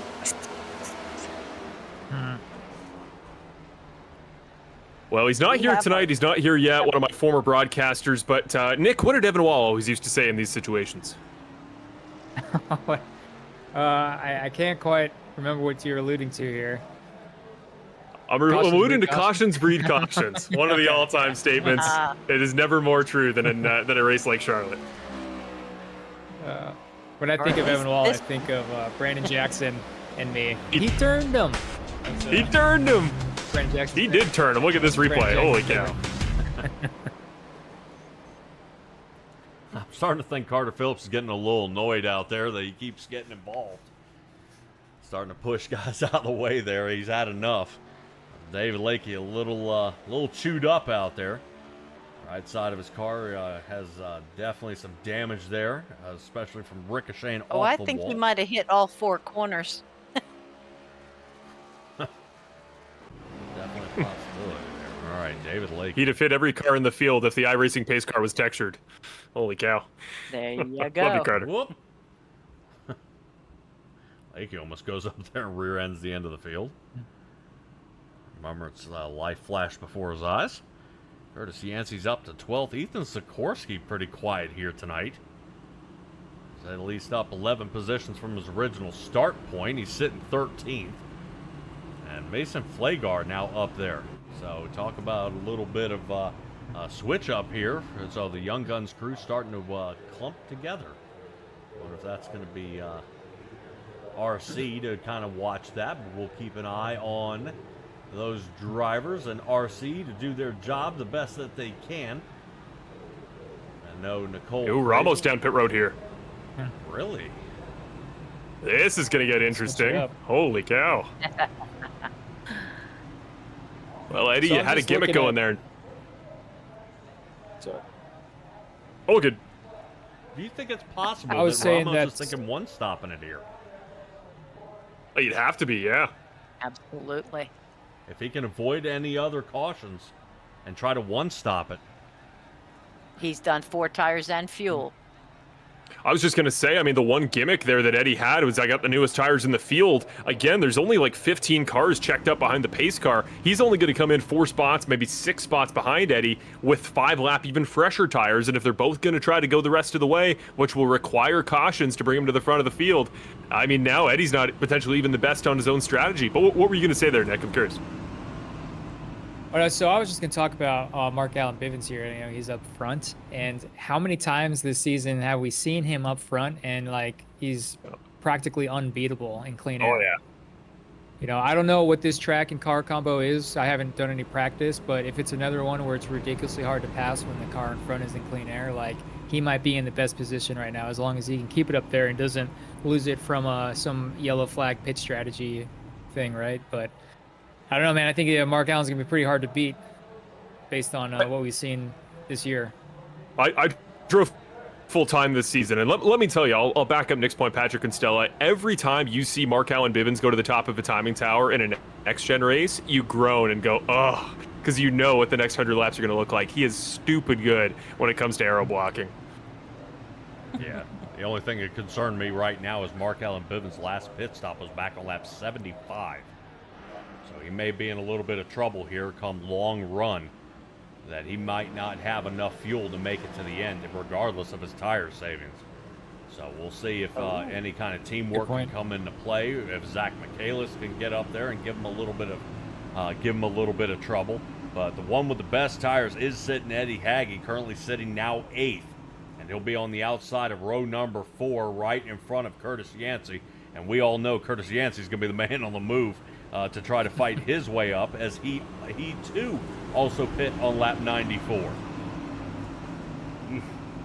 Well, those two have the freshest tires, say, in the top 10.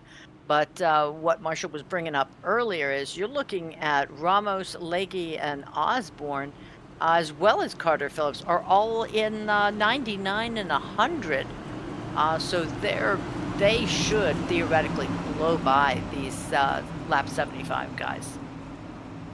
A lot of work they got to do. Keep an eye on John Osborne. He's a guy that can save tires, has new tires. Don't be surprised if the 81 car wins this race. Boy, wouldn't that be something? That would be something. Poor guy. Yes. Can't win a race all regular season and go out there and make it happen. Little accordion stack up here with Connor Gibson as he has to back it way off. And as he makes contact there, looks like from the backside there of Kevin Foster. Here we go. Lap 102 is underway. Bivens, Foster, and Flagar.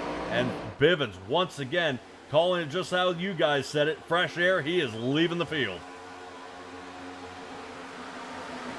Biggest thing Hagge and Ramos could see right now is a battle here for the lead. Somebody challenging Foster. Hagge's trying to become a 2-time champion tonight. One of them's in the broadcast booth. The other one's the guy in second, Kevin Foster. The best thing Hagge and Ramos could see is that 8 car making a pass for the win. But here we go. Watch there, Flagar. He's going to be Team Bivens. He's going to be trying to hold the 8 car back. Watch Hagge going 3 wide.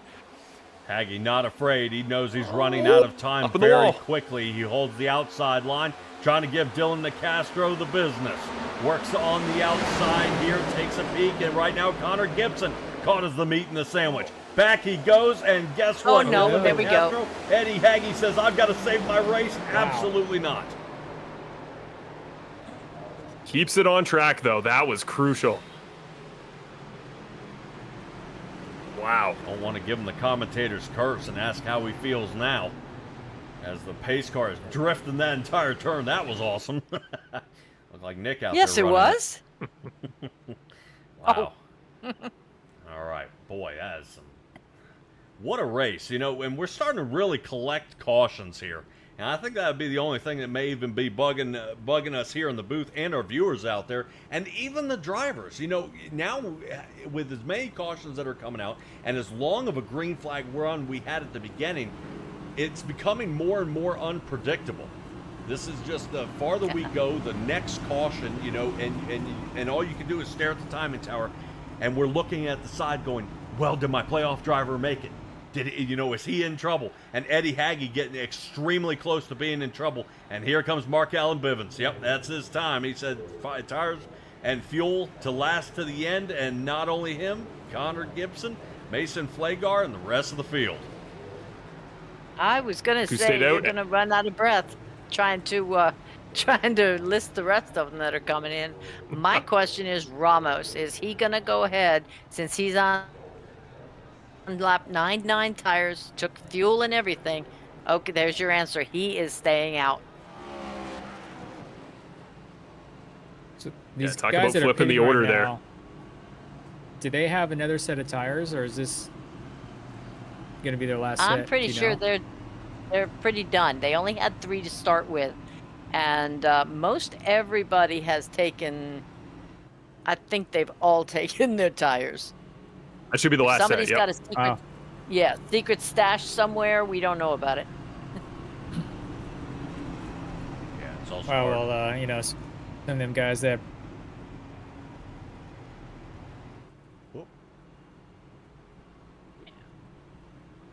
Sorry, I think we lost Nick there for a second. It's hard to tell when John Osborne is coming down into pits I'm here. times here tonight.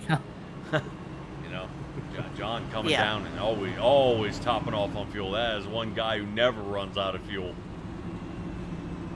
That Pepsi machine has got. Yeah, some sorry, work I'm to on hotel Wi-Fi.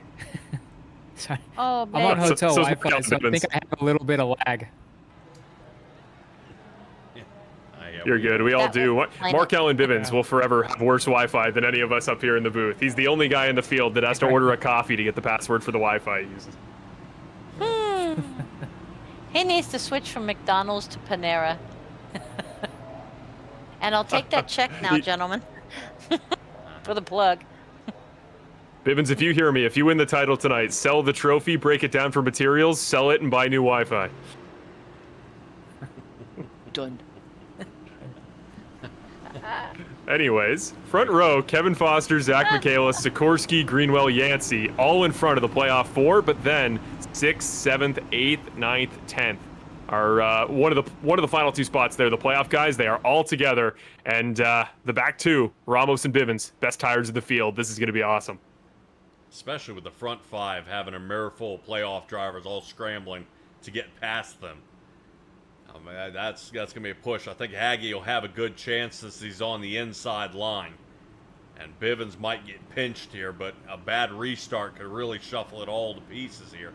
You know, if Michaelis misses a shift right here at the beginning, Greenwell breaks sideways. I mean, there are a lot of things can happen here.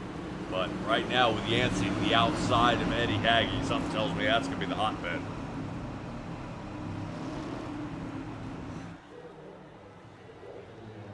Tough here right now. We kind of see guys leaning back and forth whether or not this is going to be it. If we go green all the way to the end, boy, this will be a nail biter. All right, longest line to the inside. Here we go. Kevin Foster getting us back under green. Big jump from the 2-time champion there. Both guys double file, non-playoff drivers the next 2 rows behind, and then there we go. The championship 4. They're all starting to double up, stack up. Bivens passes Haggy on those fresh tires to start the restart. And here we go. The game of chase begins. Can the 3 guys behind Bivens, who's been the car to beat on pace of the 4 all night, can they keep with him as he dives through the field? Bivens just barely squeaking by there underneath, and Yancey. Oh! Oh, Bivens! Oh! He turns him! No. Oh. No way! That's terminal right there for sure. It's got to be.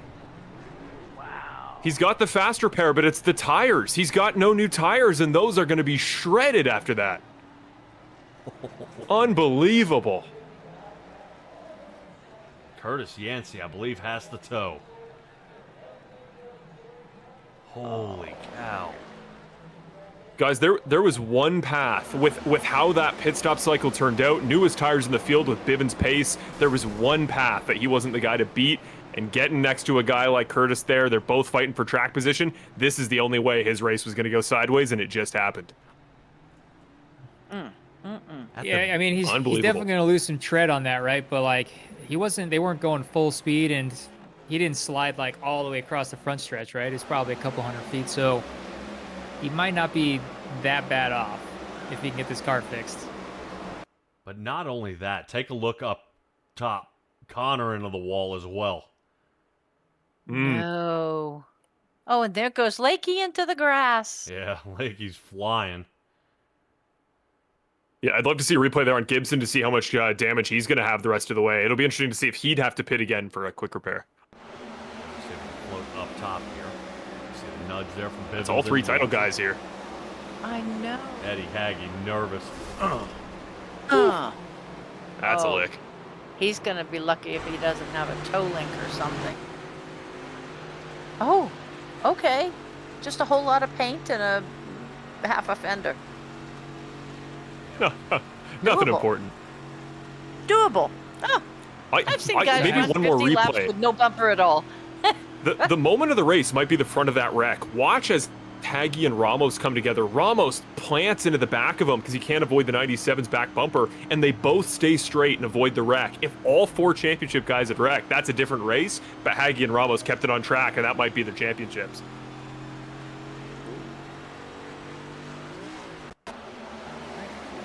You see here, watch the replay. Just watch as they check up. Just bang, perfect dead center. Neither guy gets loose. They keep it going. Ramos doesn't clip either guy. Nick, you can speak to that. It is harder than it looks to keep that car under you, especially in the next gen.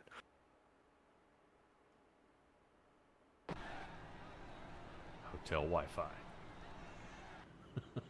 Gotta love it. Got him again.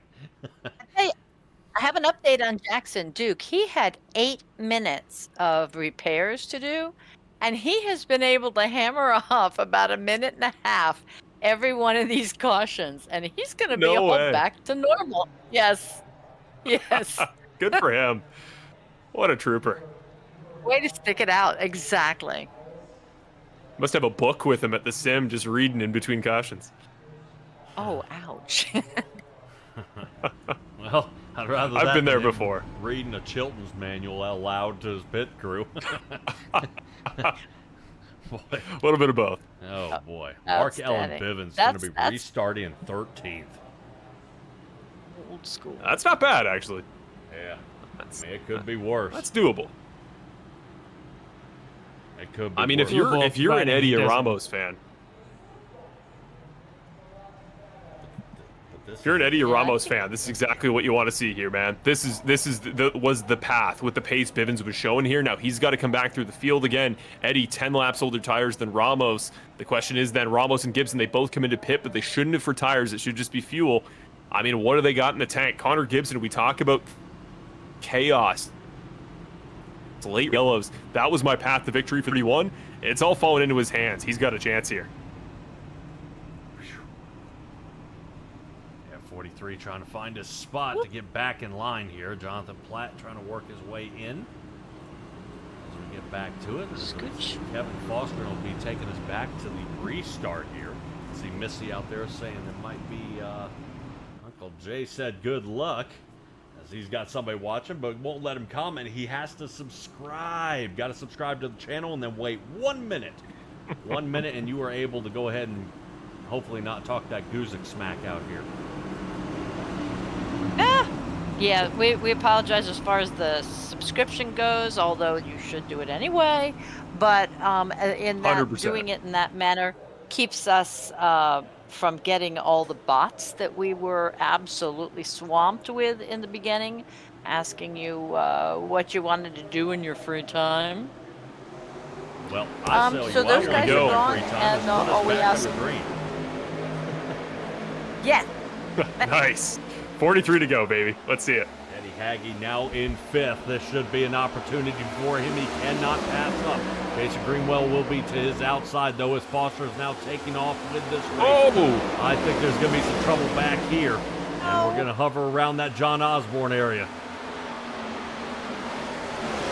Yeah, Carter Phillips got the wall off at 2, keeps it green. We stay going. Ramos and Gibson somewhere on track, right with each other. And Bivens not too far back. Osborne, big problems here. Internet's blinking. He's off the wall. I commentators jinxed him as hard as you can get when I said he was still a threat for the win. Something's going wrong for him, but here we go. Bivens coming back through. Yep. Bivens trying to get to the top 10 as quickly as possible. That way he can still remain in contention. Very, very close to the end of the race here as we're creeping underneath 40 laps here in just a moment. Currently, Kevin Foster still leading out front. Michaela's sitting second. Sikorsky is third. Not bad from the Crunchyroll driver, sitting in third to make it happen, as he's had nothing but bad luck the past few races. Eddie Haggy still holds on to 5th, but if Eddie Haggy finishes in this position, he will still win the championship, and he's looking to double it up here if he could just stay out in front of Ramos, who's hard charging, currently sitting in 8th. I mean, let's play a history lesson here. I just graduated with a history minor from university. Might as well use it. Think back to season 11. That finale, Nick was in that race. He was a championship 4 driver. I mean, Nick, I would argue, was the class of the field there that night. He was kind of the Bivens of that affair, and just the same as he's doing right here. Eddie Haggy was never up to the front, was never battling for the lead. He was always 5th to 10th. He was in that back range. When things went down, I think it was you and Benjamin, Nick, things went down. There was a wreck there in the late stages. He just had to beat another guy who was being consistent. That's Christopher Hamilton. Tonight, that has been Gibson, who's just kind of been out of it, never really competed for the lead. Trust me, ladies and gentlemen, these final races with the headspace everybody's in, you don't have to be the fast car, you have to be the smart car, you have to know the big picture. Haggy's done it to a T, and the guy right behind him there, Ramos, is going side by side. These are crucial moments for the 27 to try to challenge. Yep, Ramos does need to make this pass here pretty quick, or otherwise he might melt these tires right off that he just put on back on lap 109. Lap 94 is the last time Haggy threw his last set of tires on, and he is on tire-saving mode as we speak. Currently running behind Jason Greenwell, keeping enough air to the front nose of that, but is the 72 of Mason Flagard. Does he want just a little more? Is he going to challenge for that spot? Well, speaking of challenging for a spot, that moves us to Zach Michaelis, currently sitting in second, getting super close to Foster. I think he's trying to get these two to get a decent breakaway, and it is working half a second before you can find Jason Greenwell, who makes a quick pass underneath here as Ethan Sikorsky fades to the top. We got two veteran versus youth battles, one for first, one for third here. Greenwell versus Sikorsky, two veterans of the series. Sikorsky, considerably younger, still looking for his first career win. And Kevin Foster, how about that? I talked to him pre-race. He was feeling great about tonight. He said to keep the camera on him, talk about him plenty, and he is earning it right now. Fastest car, one of the faster cars in the series, and Zach Michaelis is hounding one of the old veterans. A guy, again, Nick, you know well, there's only two-time champions as of this moment right there. One of them's in the booth, one of them's up there in the lead. Fantastic. I like to keep it that way, to be perfectly honest. Just kidding. Nobody can get number 3 today. Yeah, all right. Eddie Haggy starting to slowly pick him off here. Jason Greenwell is next. Goes ahead and makes that pass, but Ramos, once again, brick wall in front of him. Can't seem to find a groove as he's working his way through. Mark Allen Bivens is locked into 12th and is yet to shift here for the past few laps. Who's next to him? Side by side? Both Mark Allen Bivens and Curtis Yancey once again. Hopefully they've settled their differences and nothing comes of that as we move ourselves back up to the front where Jason Greenwell under fire by Mason Flagar. Eddie Haggy keeping a solid move up in the front. I'm sure a lot of heavy breathing coming from inside his helmet and into the mic as Eddie Haggy is about 34 laps from coming away with the championship win. Into the lead there. Michaelis just got by Foster. That gap still holding at about 2/10. The leaders tonight just cannot break away. Maybe the dirty air not as big of a factor as we were worried about. Michaelis been pretty tough here late into the season. Michaelis now out front, and he's looking to get spread apart, and he does. Just that single turn is able to pick up almost 2/10 of a second, but Foster quickly starting to reel him right back in. Ethan Sikorsky sits third. Eddie Haggy comfortably sitting in fourth, but I guarantee you the closest guy is Michael Ramos, and Ramos currently stuck in the 8th spot behind Jason Greenwell. Oof. And he clips the wall there off of 4.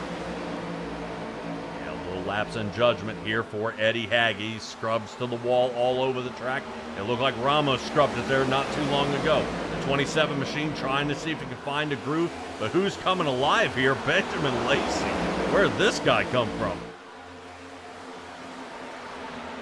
We knew he's fast. He's had bad luck all night. He's been caught in dirty air, but as the field's going to start to finally fan out here, this is where the 7 car is going to come alive. He's had a rotten luck all year. Didn't make the playoff run he was hoping for. He'd love to finish off the season with a little bit of success, and it's rare you see the 7 car, especially since he got his championship, this hungry. He was looking hungry the way he's driving tonight. If I'm Mark Allen Bivens, who's the fastest car on the racetrack right now, it's guys like that I don't want to have to pass as he almost hooks Greenwell. Apologizes in the racing chat, but holy cow, that was close. Yeah, definitely. A lot of stuff happening out here as Mark Allen Bivens trying to make a solid, complete pass on Greenwell, but Greenwell giving him a harder time than he thought. I'm wondering if it's exactly what Nick was saying. If Mark Allen Bivens, I'm wondering if these tires are starting to kind of come into play, if that sliding is costing him at all.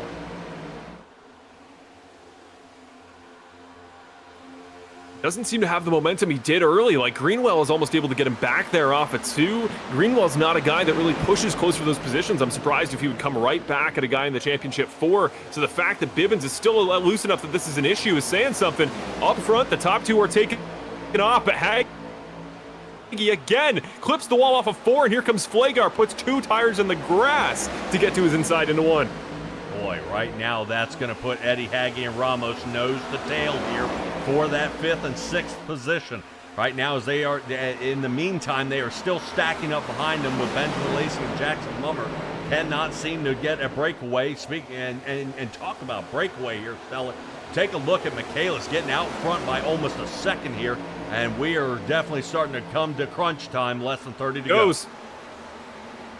Side by side, could be for the championship. Ramos to the bottom, Haggy ripping the top. He hasn't done so in a while. Should have the run down the backstretch to 3. They'll get the slipstream down the straightaway from Flagar, but that'll be dirty air by the time they make the corner. He's not clearing to 3. Ramos has a shot.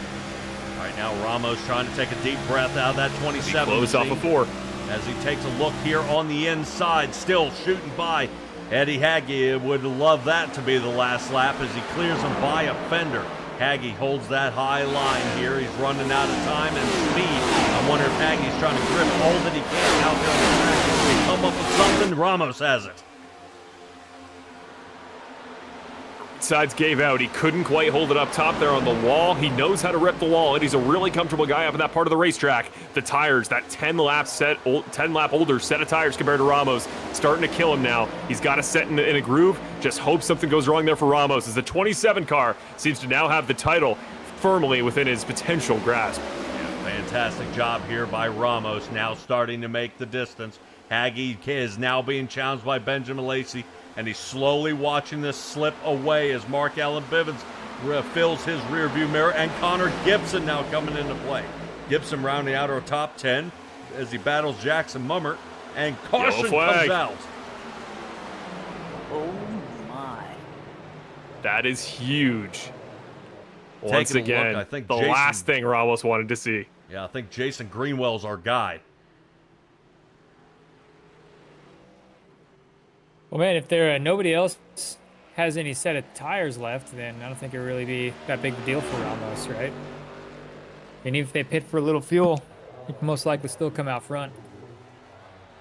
Well, but there's a guy with equally fresh tires who's been arguably even faster on pure pace tonight. Mark Allen Bivens, that gap now 4 spots. He's going to be behind him on the outside row. That's the guy I'm worried about. Boy. Talk about a mix-up here. This is going to be sketchy right all the way to the end. Whoop.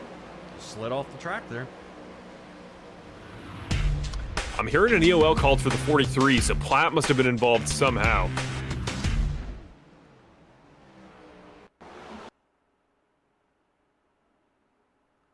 Okay, so it might be a little earlier. Wondering if he tapped him on entry, maybe? Yeah.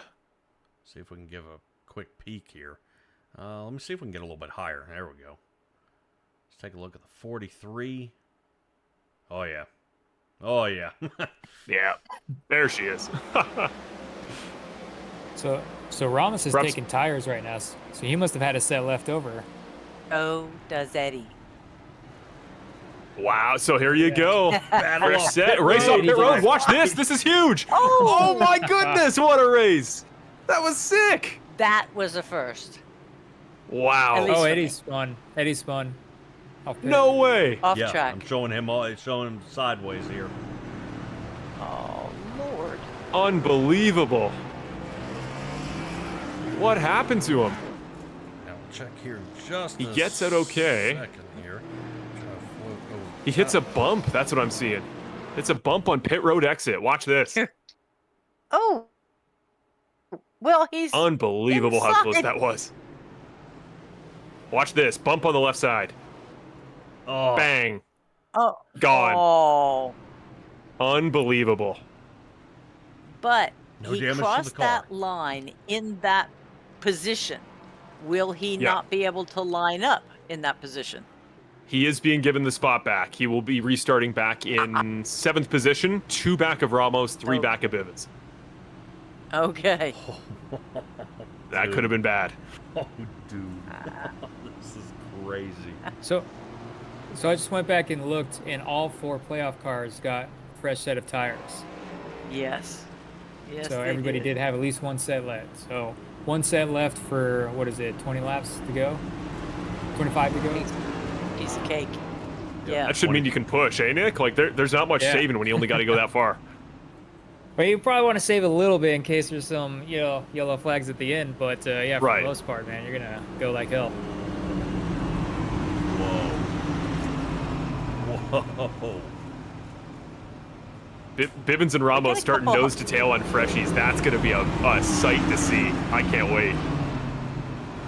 Well, we've also got two people that are hard chargers tonight. I mean, Ben Lacey is up 17, Ethan Sikorsky up 16 places, so they're no stranger to speed tonight.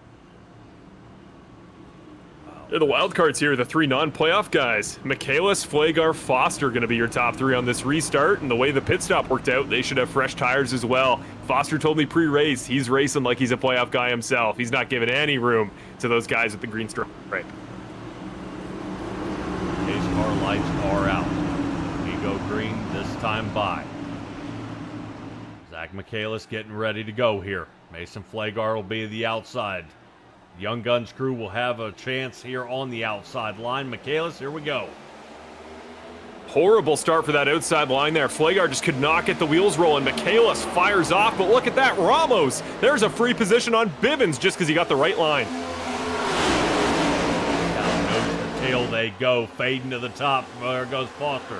Side by side, bumping and banging here. Ramos off the side of Flagar. Flagar again affiliated there with Mark Allen Bivens. He's going to want to hold up Ramos as long as he can, but the 27 car, he's got free space there, free clean air on that inside line. Ramos leading it here out of the 4 playoff drivers. Haggy sitting in 7th. Bivens and Gibson occupy the center. Currently, we're waiting to see if Michael Ramos is going to be able to make it. No, he's going to have to get held up here by Mason Flagar. Currently, watch Bivens take a look to the outside. The 27 should be ready to block. No can do. 27 what a move!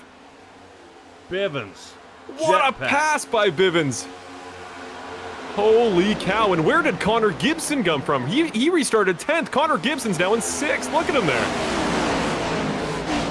Holy cow. Yep, this race is awesome. Yep, right now on the roll here. Here comes Ramos back to the inside of Flagar. And we're going to see if there's going to be any sort of blocking here by Mason Flagar. Currently, I guarantee Ramos will push him out of the way if he tries to. Yep, Flagar off the wall in the tunnel turn. That's going to open up the door wide open. I'm hoping Eddie Haggy isn't slacking off here, as he's time to jump is going to be soon.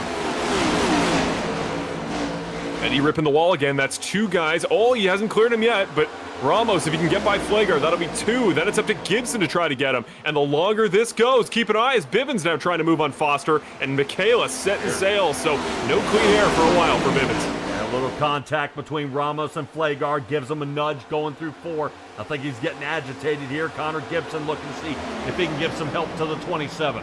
Try to push him on through and let the highway open up for the playoff drivers. Currently, this is going to be pretty tough. There we go. Cuts the nose off. Ramos now up. Mark Allen Bivens noticing he needs to make the pass on Foster here sooner than later to buy himself a little more room. As those two have kept fighting there with Flagar, this has allowed Bivens to get a breakaway.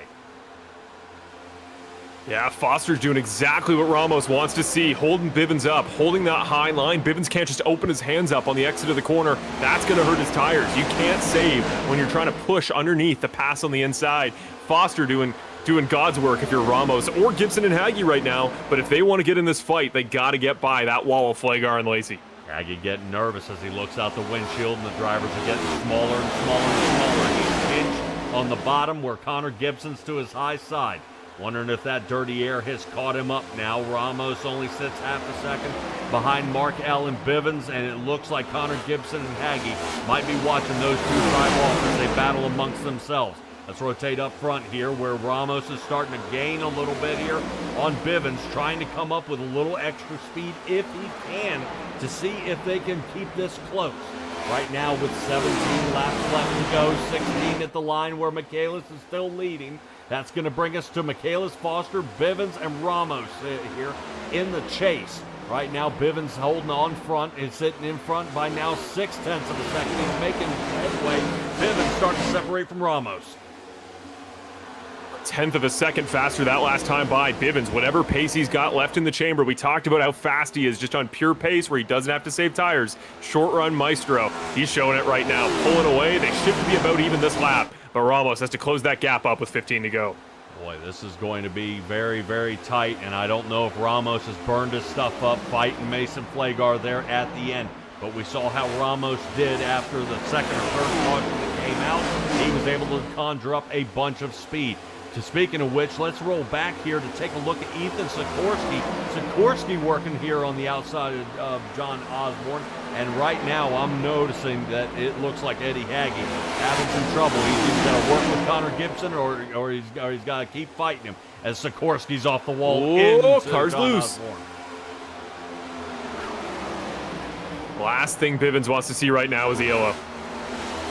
Avoiding the caution, there was John Osborne.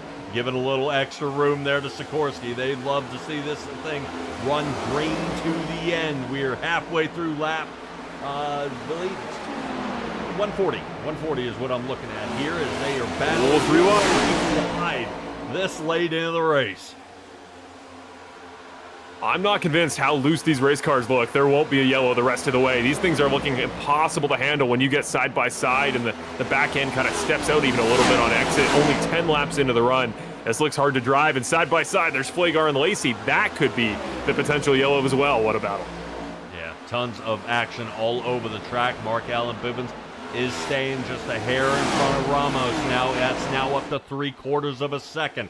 For Mark Allen Bivens, he's noticing he's in a pretty comfortable spot. There's no sense in passing Foster. Michaelis and Foster can be 1 and 2, but Mark Allen Bivens is holding that championship ring, and he can smell it from here. Almost found a 10th that last time by, but 12 laps. It's a catch-22. You only need to make up about a half a tenth a lap to get back up there to Bivens if you're Ramos, but also 12 laps to go. That's nothing. You gotta find that pace now. Whatever you got left in the tank, Ramos, you gotta dig deep if you want to win this. Yep, very, very close. He's losing a little bit of ground each and every lap. Lacey not able to go up there and help Ramos if he wanted to.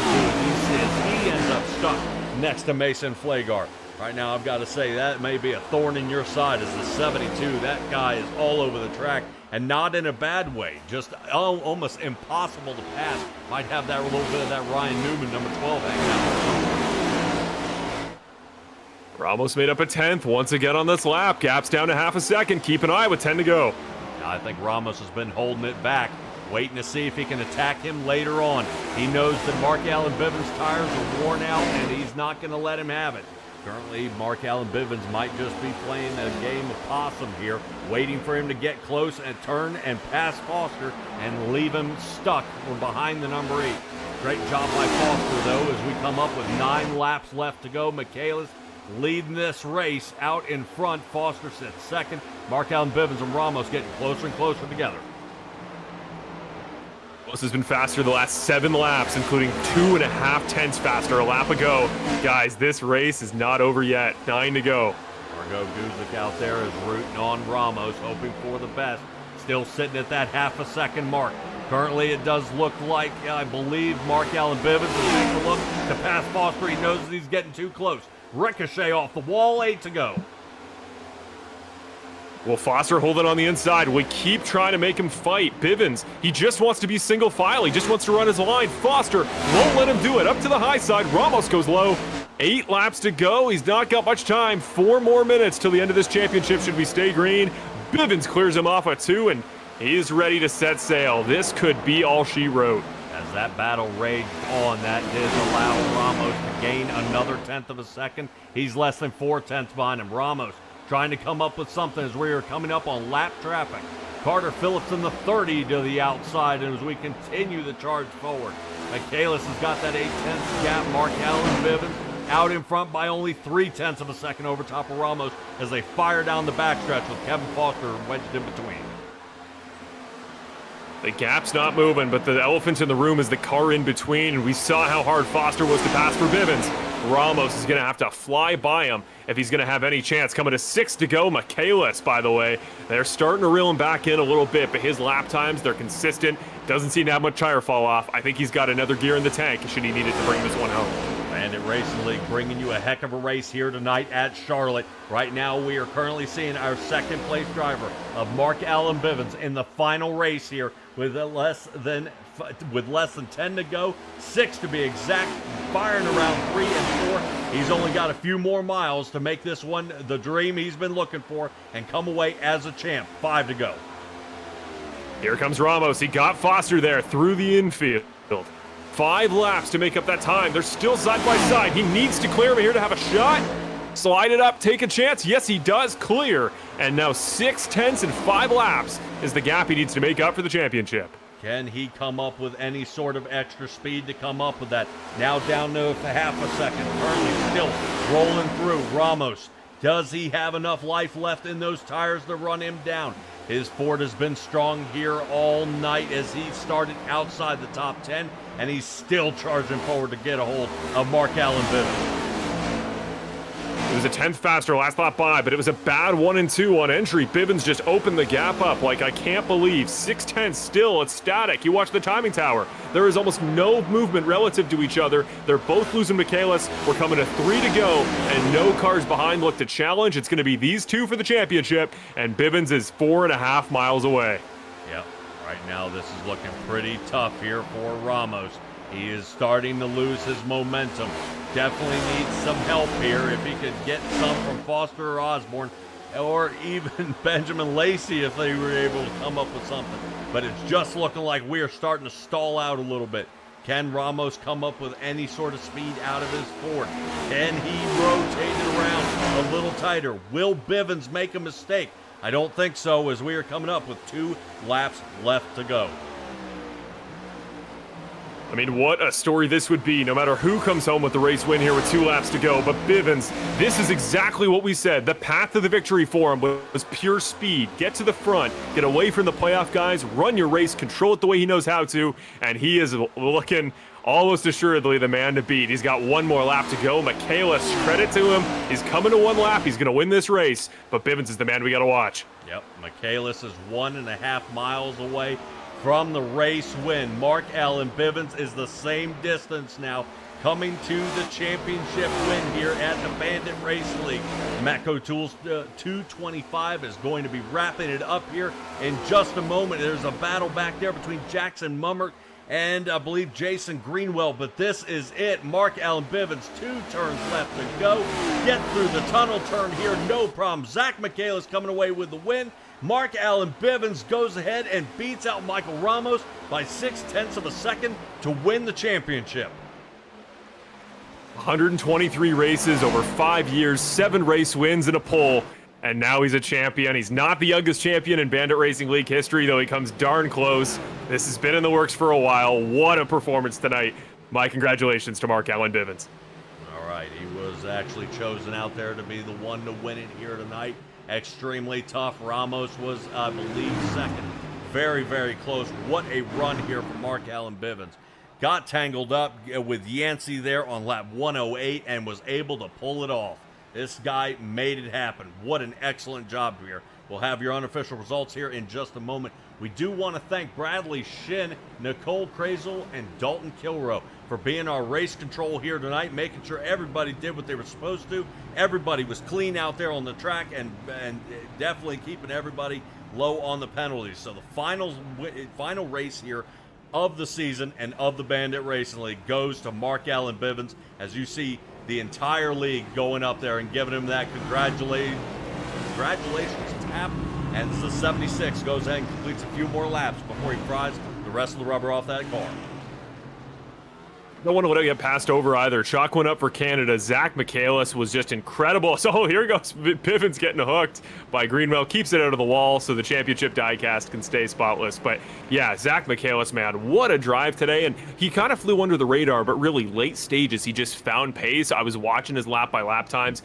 I said it. He just had another gear in the tank. It says to me this race went 50 more laps. He would have won by 5 more seconds. What a night tonight. Zach Michaelis, we're going to talk about the champion, I'm sure, most of the post-race, but don't let that performance get caught up in the 12 car. If he were ever to run a full season in Bandit, he would have been a factor all year. Credit to him. Yeah, if he could have been here all year, and we've heard that out of a few drivers. If they had been here all year, they would have been definitely a factor to be, to kind of really be in contention. Speaking of which, the number 2, cough, cough, of Mr. Nickerson. Yeah, hotel Wi-Fi. That's why he's not in here.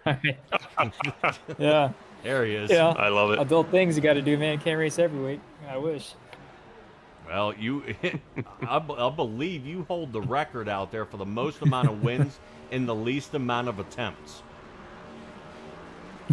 Nice. Okay. I like the way that sounds. Yeah, well, I think he only raced What 8 is it? races and won 7 of them. So, I don't know about that. It feels true. I don't know if it's true, but it feels like it should I be like true. it. If we can keep swelling his head up, he'll love me forever.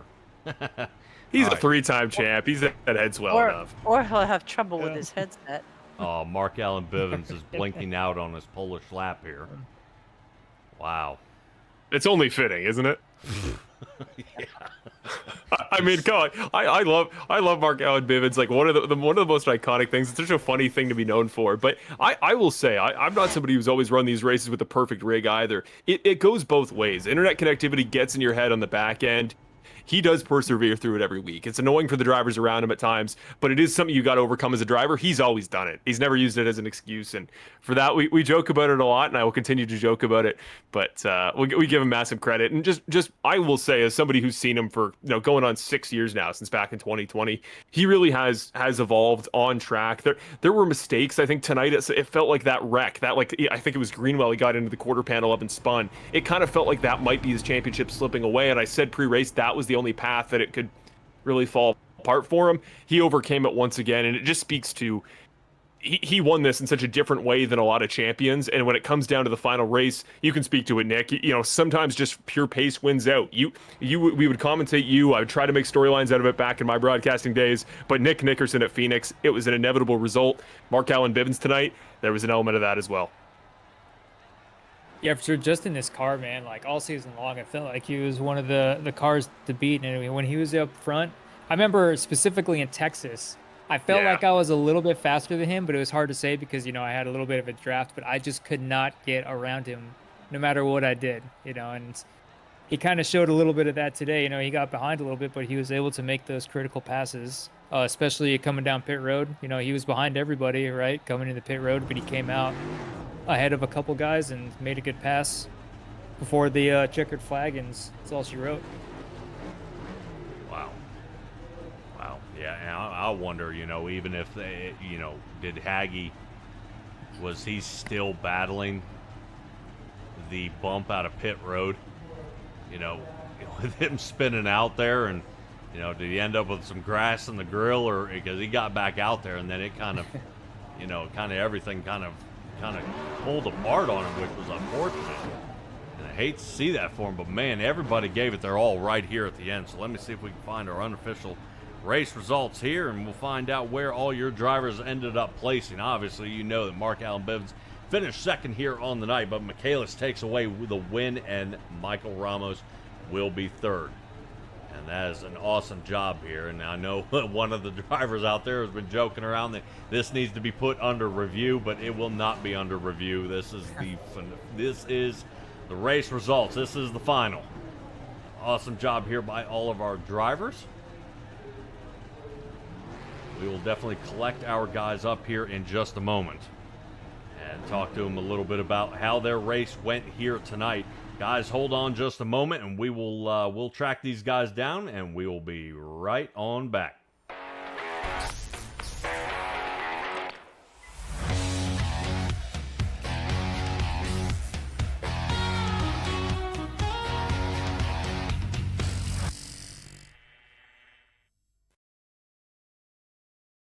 LAT Racing Oils is invested in winning. With industry-leading at-track support, superior engineering, blending technology, and the World Championships to prove it, LAT is your premier choice for racing lubricants. Used by NHRA Pro Mod champions Jose Gonzalez and Chris Thorne, along with their closest competitors, LAT Racing Oil continues to carry top-level racers to the winner's circle in all categories of competition. From engine oil to transmission fluid and gear oil, LAT has you covered from end to end in your race car. A nationwide dealer network means easy access to our products as well. Visit LATRacingOils.com for more.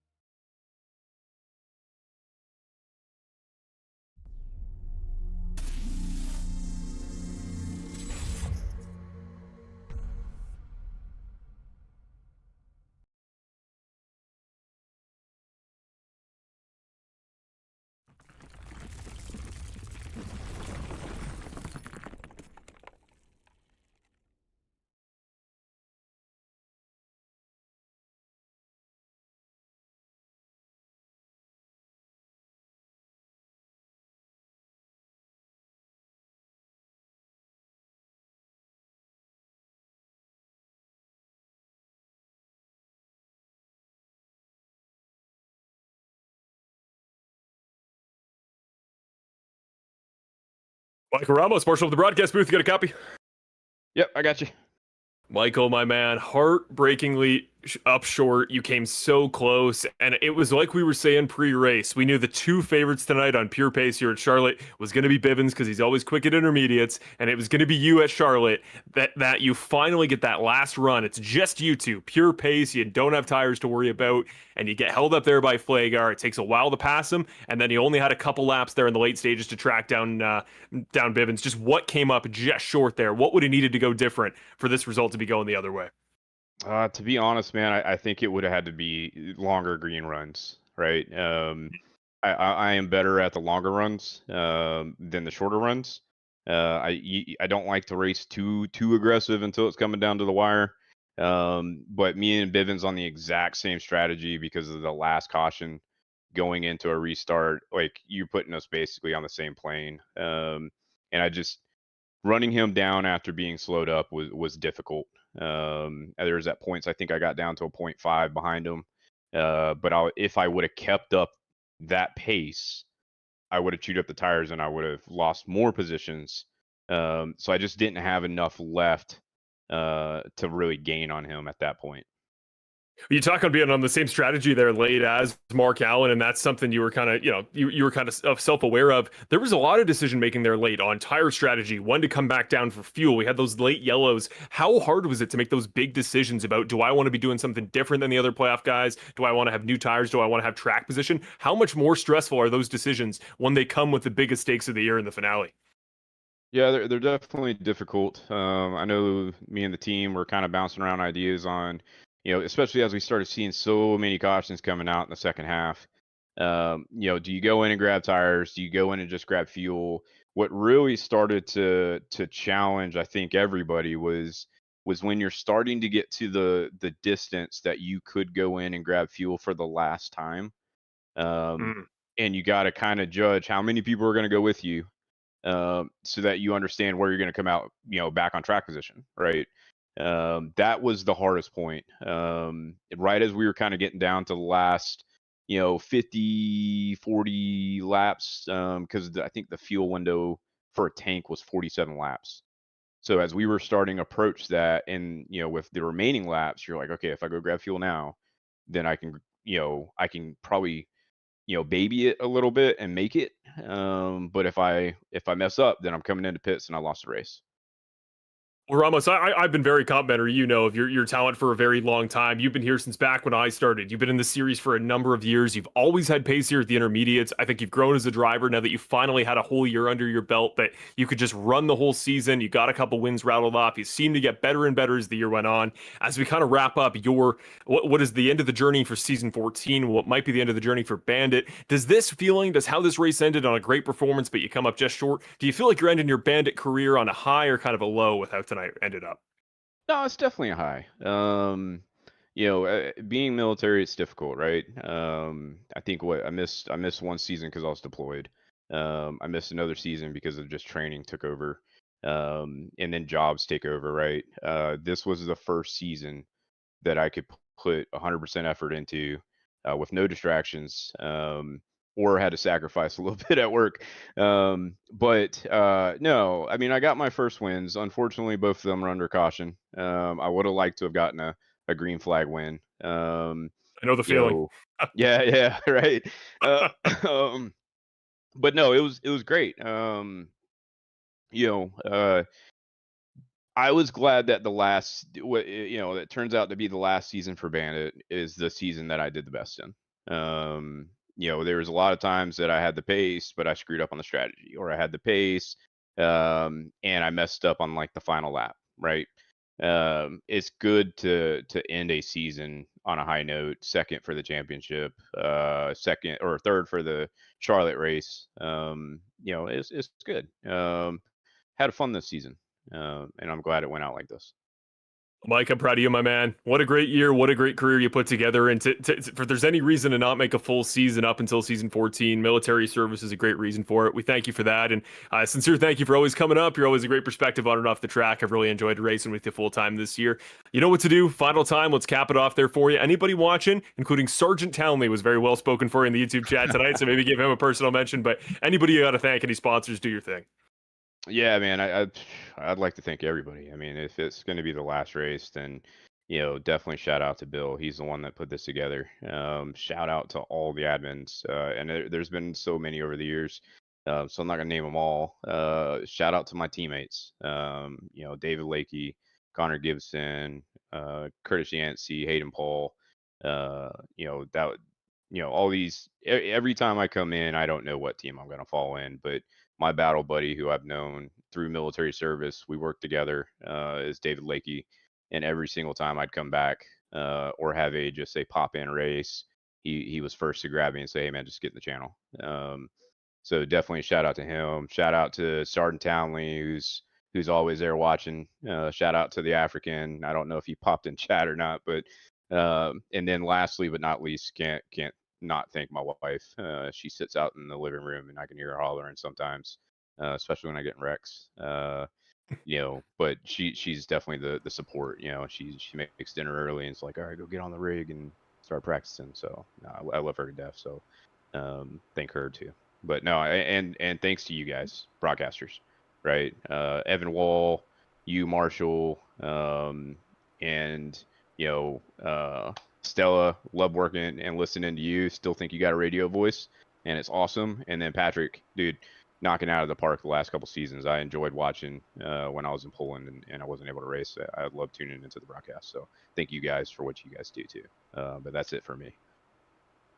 Well, very well said. Thank you, Michael. It's been an absolute pleasure, man. Glad we got to chat one last time. And I'm really glad you see it as a positive, man. You ran an absolute champion season all year. To come up just short, you had some stuff out of your control go against you tonight. You did everything you could, and I'm proud of you, my man. Go away, head held high, and we'll talk to you, I'm sure, at some point in the future.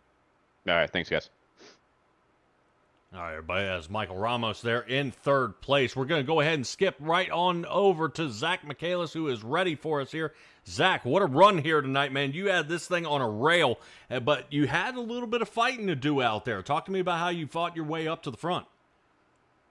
Well, the Clark's Tire Chevy Camaro was fast all night, and it was just a really lucky caution there at the end. I was getting really close to running out. I had like 2 laps of fuel left.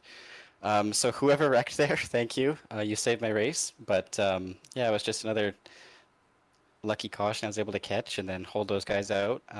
Don't really know how I was able to hold those guys off with 50-lap-old tires there for that little bit of a run, but I guess all those heat cycles helped me out quite a bit, and somehow my tires were still 90% all the way around when I changed them. So it was a fun race. It was a good race. Obviously, congrats to Mark for winning the championship, but it's good to end the season on a win after almost winning a few others earlier on in the season.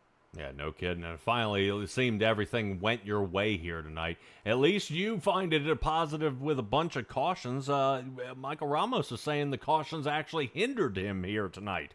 If this thing had gone green the entire way, you think we'd be talking to us here? Well, last night in the practice race, it was me and Ramos the whole time. I wasn't able to pull away at all from him. It was a close fight, and so I knew he was going to be a contender on the long run. And yeah, it was just he wasn't able to clear those guys to really get out and stretch his legs. Boy, and what a way to finish the end of the season. I know you were saying, it's great to have it with a win. I wish you'd come in earlier to the season. That way you could have locked in, man, because I think you would have been a heck of a contender here tonight. It's Ramos the only driver that you were concerned about tonight that may have really given you a battle for the win? I mean, I don't know if it was only Ramos. There's a lot of fast guys in here, but just last night in the practice race, he was really the only one who had pace I was kind of concerned about. So he definitely had my eye the whole night, and there was a few other guys as well who were fast all night too. But cool. All right, Zach, awesome job here tonight, man. Go and give us the shout outs here for the very end of the season, the end of unfortunately the Bandit Racing League. Everybody, go and you got the floor. Well, just one last thank you to Composite Performance for letting me hop over here and do this race, and to our sponsors Grid Engineering and SimLab for their continued support, and then also Clark's Tire for these amazing tires tonight that got me the win. Awesome job. All right, Marshall, you have anything for the Canadian out there? No, proud of you, man. True North, strong and free. Way to be there for you, Zach. If whatever form Bandit comes back in, you were the guy I got my eye on if you could run a full year, my man. You got unbelievable pace. I was saying it all race. I've never seen a guy that can come to any racetrack and be an equal threat as you are, my man. Congratulations. Glad this capped off the way it did for you. That means a lot. Thank you.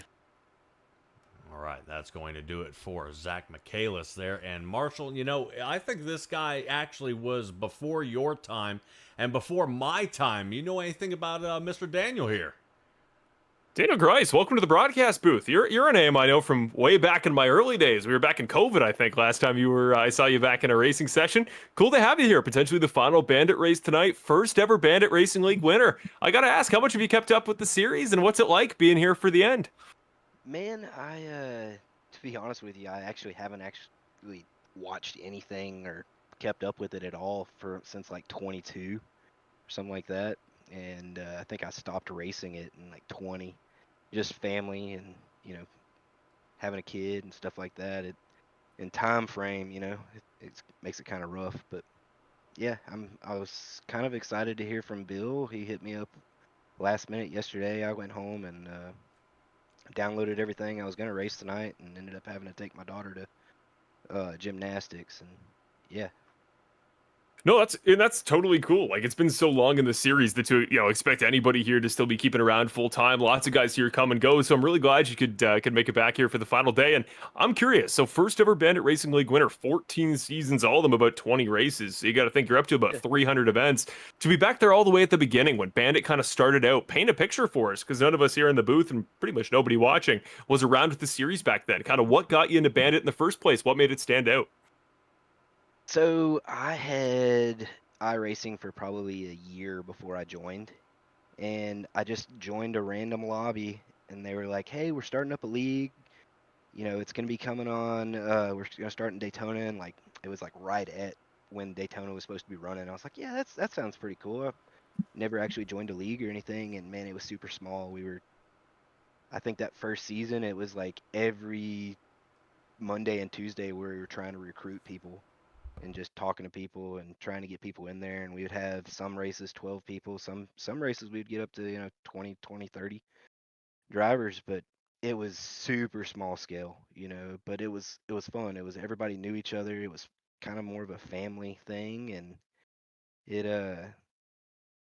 watching tonight, it's come a long way, man, with the broadcast and the people just there watching the race to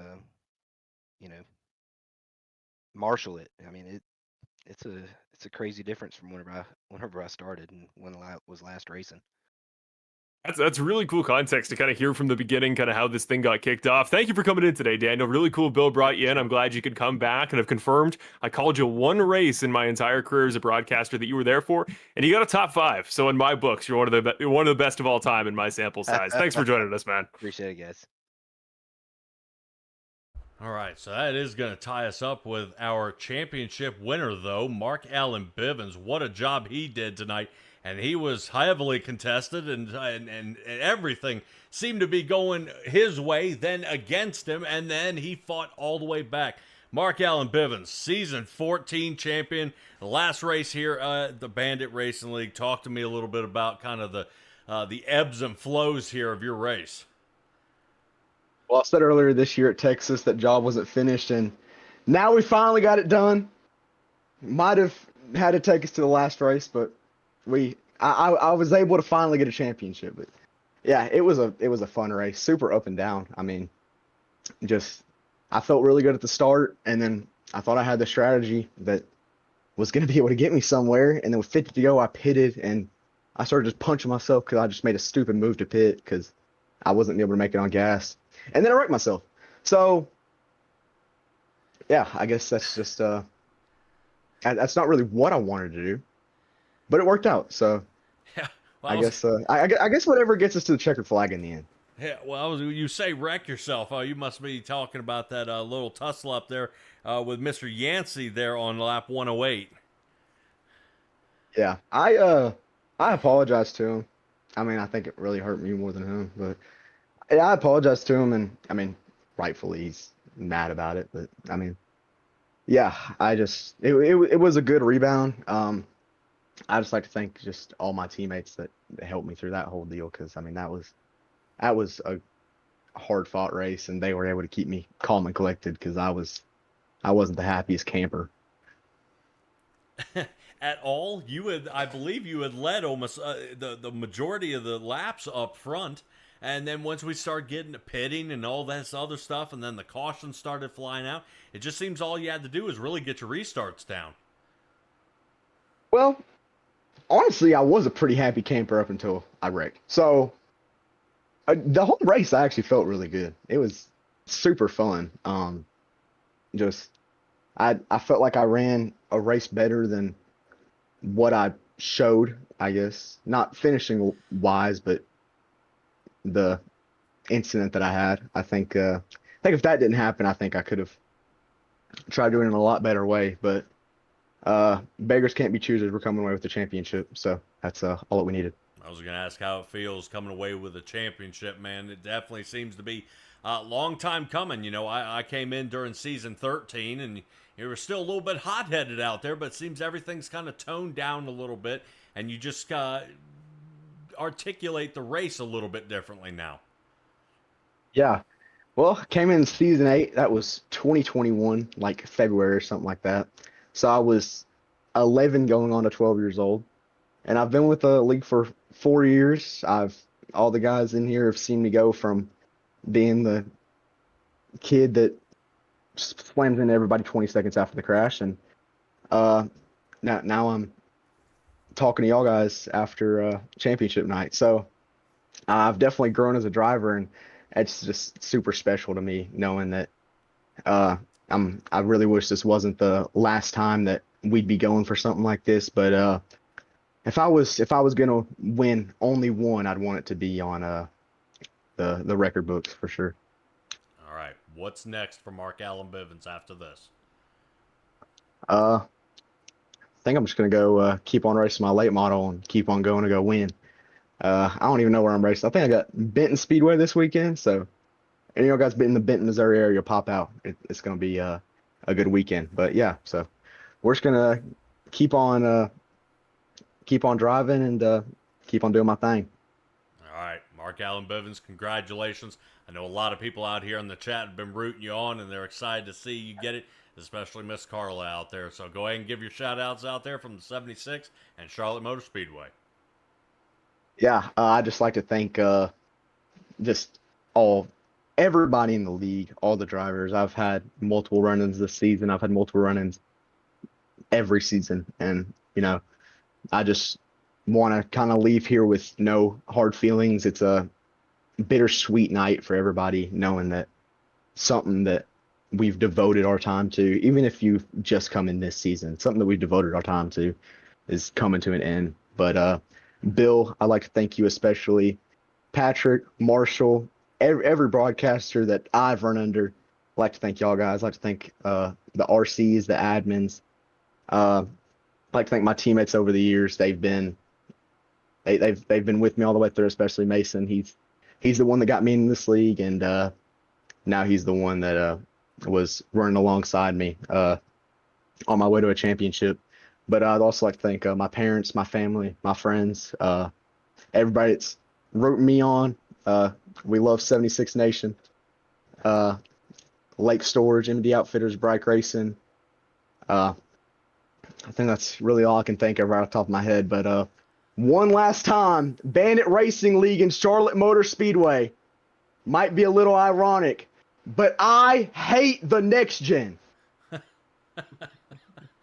After every race. And now we have to take him seriously. He's a champ. Marshall, anything left to add there, brother? I just got to say, man, I'm proud of you. You've run I think the number's 123 races since I joined the series. I think we both came in about the same time back in season 8, and you nailed it right on the head. You were the youngest driver in the series by a country mile when you joined, and just the way that you've kind of progressed over all time. One of the big fears I think a lot of people have with the playoff format here in NASCAR is that it can come up with champions that don't deserve the whole season success. My man, you were dominant this year and at so many different kinds of racetracks. Here's a stat to go away from before. Checked it. Nick Nickerson is the only Bandit champion in history to ever have a higher winning percentage in their championship season than you. He did it twice, but you're number 3 on that list, my man. You won all your races this year. Something clicked for you.